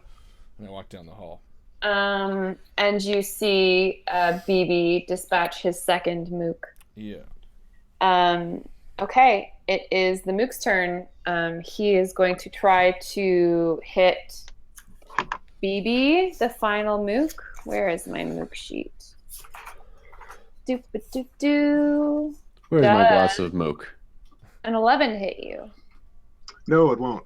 Okay, so he reaches into his belt to try to pull out his knife, and his friendship bracelet gets caught on his belt buckle, Way to and make he him can't sad. get it loose. And you look down, and there's a friendship bracelet on the guy that's on the ground. BFFs. Well, they better be together. They each got a half of the broken heart. Aw. God, that's so sad. So we can have Kim or Sifu or BB act. Well, let's Kim. go in that order of Kim and BB. Okay. I guess. And I punch him right in the throat Okay. to avoid any sound escaping. I think I do. At least that's what I'm going to try and do. Roll the same fucking rolls last time. A 4 and a 4. So 15. Yeah. You punch him in the throat. He soundlessly doubles over, his hand still attached to his belt. He falls on top of his friend. And their hearts go together. Aw. And then they explode. And then Kim and BB do some sort of cool. Yeah, Yeah. you do. As There's me some and Kitty walk down the hall, we're like, Jesus Christ, guys. bro grabs. Really good of yours. Really And glad I that happened. step around you and I step over the mook. And I'm like, Cut to Sifu. We the camera's framing him as he walks through the doorway, we see a scene of violence behind him, people getting massacred, and Sifu is alone in this dressing room. On the one side, there are mirrors lining the left side, like tungsten bulbs glowing obnoxiously all around their frames. Dressing tables in front of their mirrors. There's stage detritus, lipstick, clarinet reeds, sheet music, etc. The room smells like face powder, rosin. Along the opposite side, sets of closets that one of them is open. Like a hanger is askew with a dress. There's a wig on the floor. And on the far side of the room, opposite Sifu, the single strangest sight he has ever seen in his entire life. It's an orgy, 6-on-1. Nice. Just kidding. Sorry. God damn it, Alex, you're I fired. just did that. I'm sorry. Rewind. It's an orgy with 7 in one. And what is that on site? He is surrounded by a halo of light. As the camera behind him, we see Sifu walk towards this fridge-sized swirling mass of white matter. What the Seems to warp and bend the space all around it. There's no one in the room. And we enter in behind them because I would have pushed in like momentarily. Me too. Sifu, you can't just walk into a fuck. What? What the fuck is that? What? Mm-hmm. This room Phoebe, feels weird. it's the swirling white thing. And I described What? it. What are you talking about? Like a white Russian? No, listen. Looks like a portal.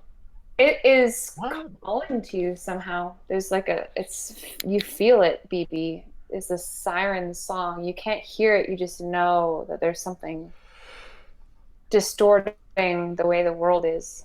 I on the feel other like side of I this have room. died. All right, everybody just take a step back. What the fuck is that? Kitty back. just looking at all of you. Is that the, I is want that to the step energy forward. thing that Lee was talking about? What are we looking at here? And Sifu steps through. He just steps through, Amazing. Yeah. and I'm like, And so does Kim. and what? And so does Kim. Are they walking through right now? They're walking through the fucking portal in the wall. They gotta be out of their cotton picking, chicken plugging, pigskin in mind. What the hell is going on? Where's Agnes? And Katie starts walking across the room, And I grab her. I'm like, what are you doing? and she looks back at you, and she says, "This is the most important thing I've ever done." And she walks through the portal. Phoebe, you can't see my face right now, but what the fuck? They crazy. They crazy. You think Chan's in there? What's his name? The guy we're going after? Chow? Felix Chow, I guess. And Felix I looked Chow. back to the swinging doors and all the dead bodies, and I looked forward to the portal where all of our friends have gone through. Well, Jack Green, he's our quarry, right? Yeah, I guess. So I guess I'm going through the portal. All right. I'm gonna step through. And I look, and as you step through, I take one last look at the fucking dressing room. I'm like, all right, fuck it. And I jump through as well. We're gonna end it there. Very nice. Ladies and gentlemen, that was Feng Wow. Shui episode 3. What crazy mysteries lie on the other side of the white portal? Only time will tell. The time being exactly 1 week when we come back and we do episode 4. So make sure you are here for episode. What lies on the other side of the portal? What will befriend our neighbors at the next episode? You need the organ rising. You need the organ rising with each. Where will they end up? Will they find the enemies? Ladies and Will gentlemen, they thank you get so much for hanging out with us on this Wednesday night. This has been such a fantastic blast. A huge thank you to Joe, the Thanks. Go. huge thank you to the players for creating such fantastic characters, and the biggest, most profound thank you to you, the audience, for hanging out with us and letting us be crazy. That's the scariest face I've ever seen. Oh, you've done that before, and I've said the same thing. It was that fucking horror game we played. It was Running Dead, and you played a fucking guy at the carnival. And that was the pace, clown. and I A clown, hated it. Don't ever do that again. It bums me out. Anyway, the show is not over until we reward the end game XP. And I'm first off very thankful to Kellen, who has been taking over the role of sort of monitoring and assessing and everything like that. So thank you, Kellen. But I'm happy to announce that the end game XP winner for tonight is Mr. David John. David had a lot of fantastic shares, a lot of funny posts. He also was the one who posted that coin that you were trying to describe, Joe. Yes, So thank you, David. He nailed the fuck out of that. So he did a fantastic job right across the board.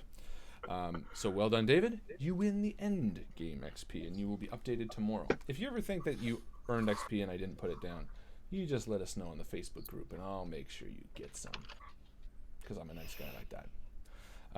Thank you so much for hanging out with us tonight. One big last round of applause for all of you. Fantastic. Like I said, next week we are back with Feng Shui part 4. So make sure you be here or else. That is it for me. As my good friend Joe always likes to say, See you around the table. see you around the table, guys.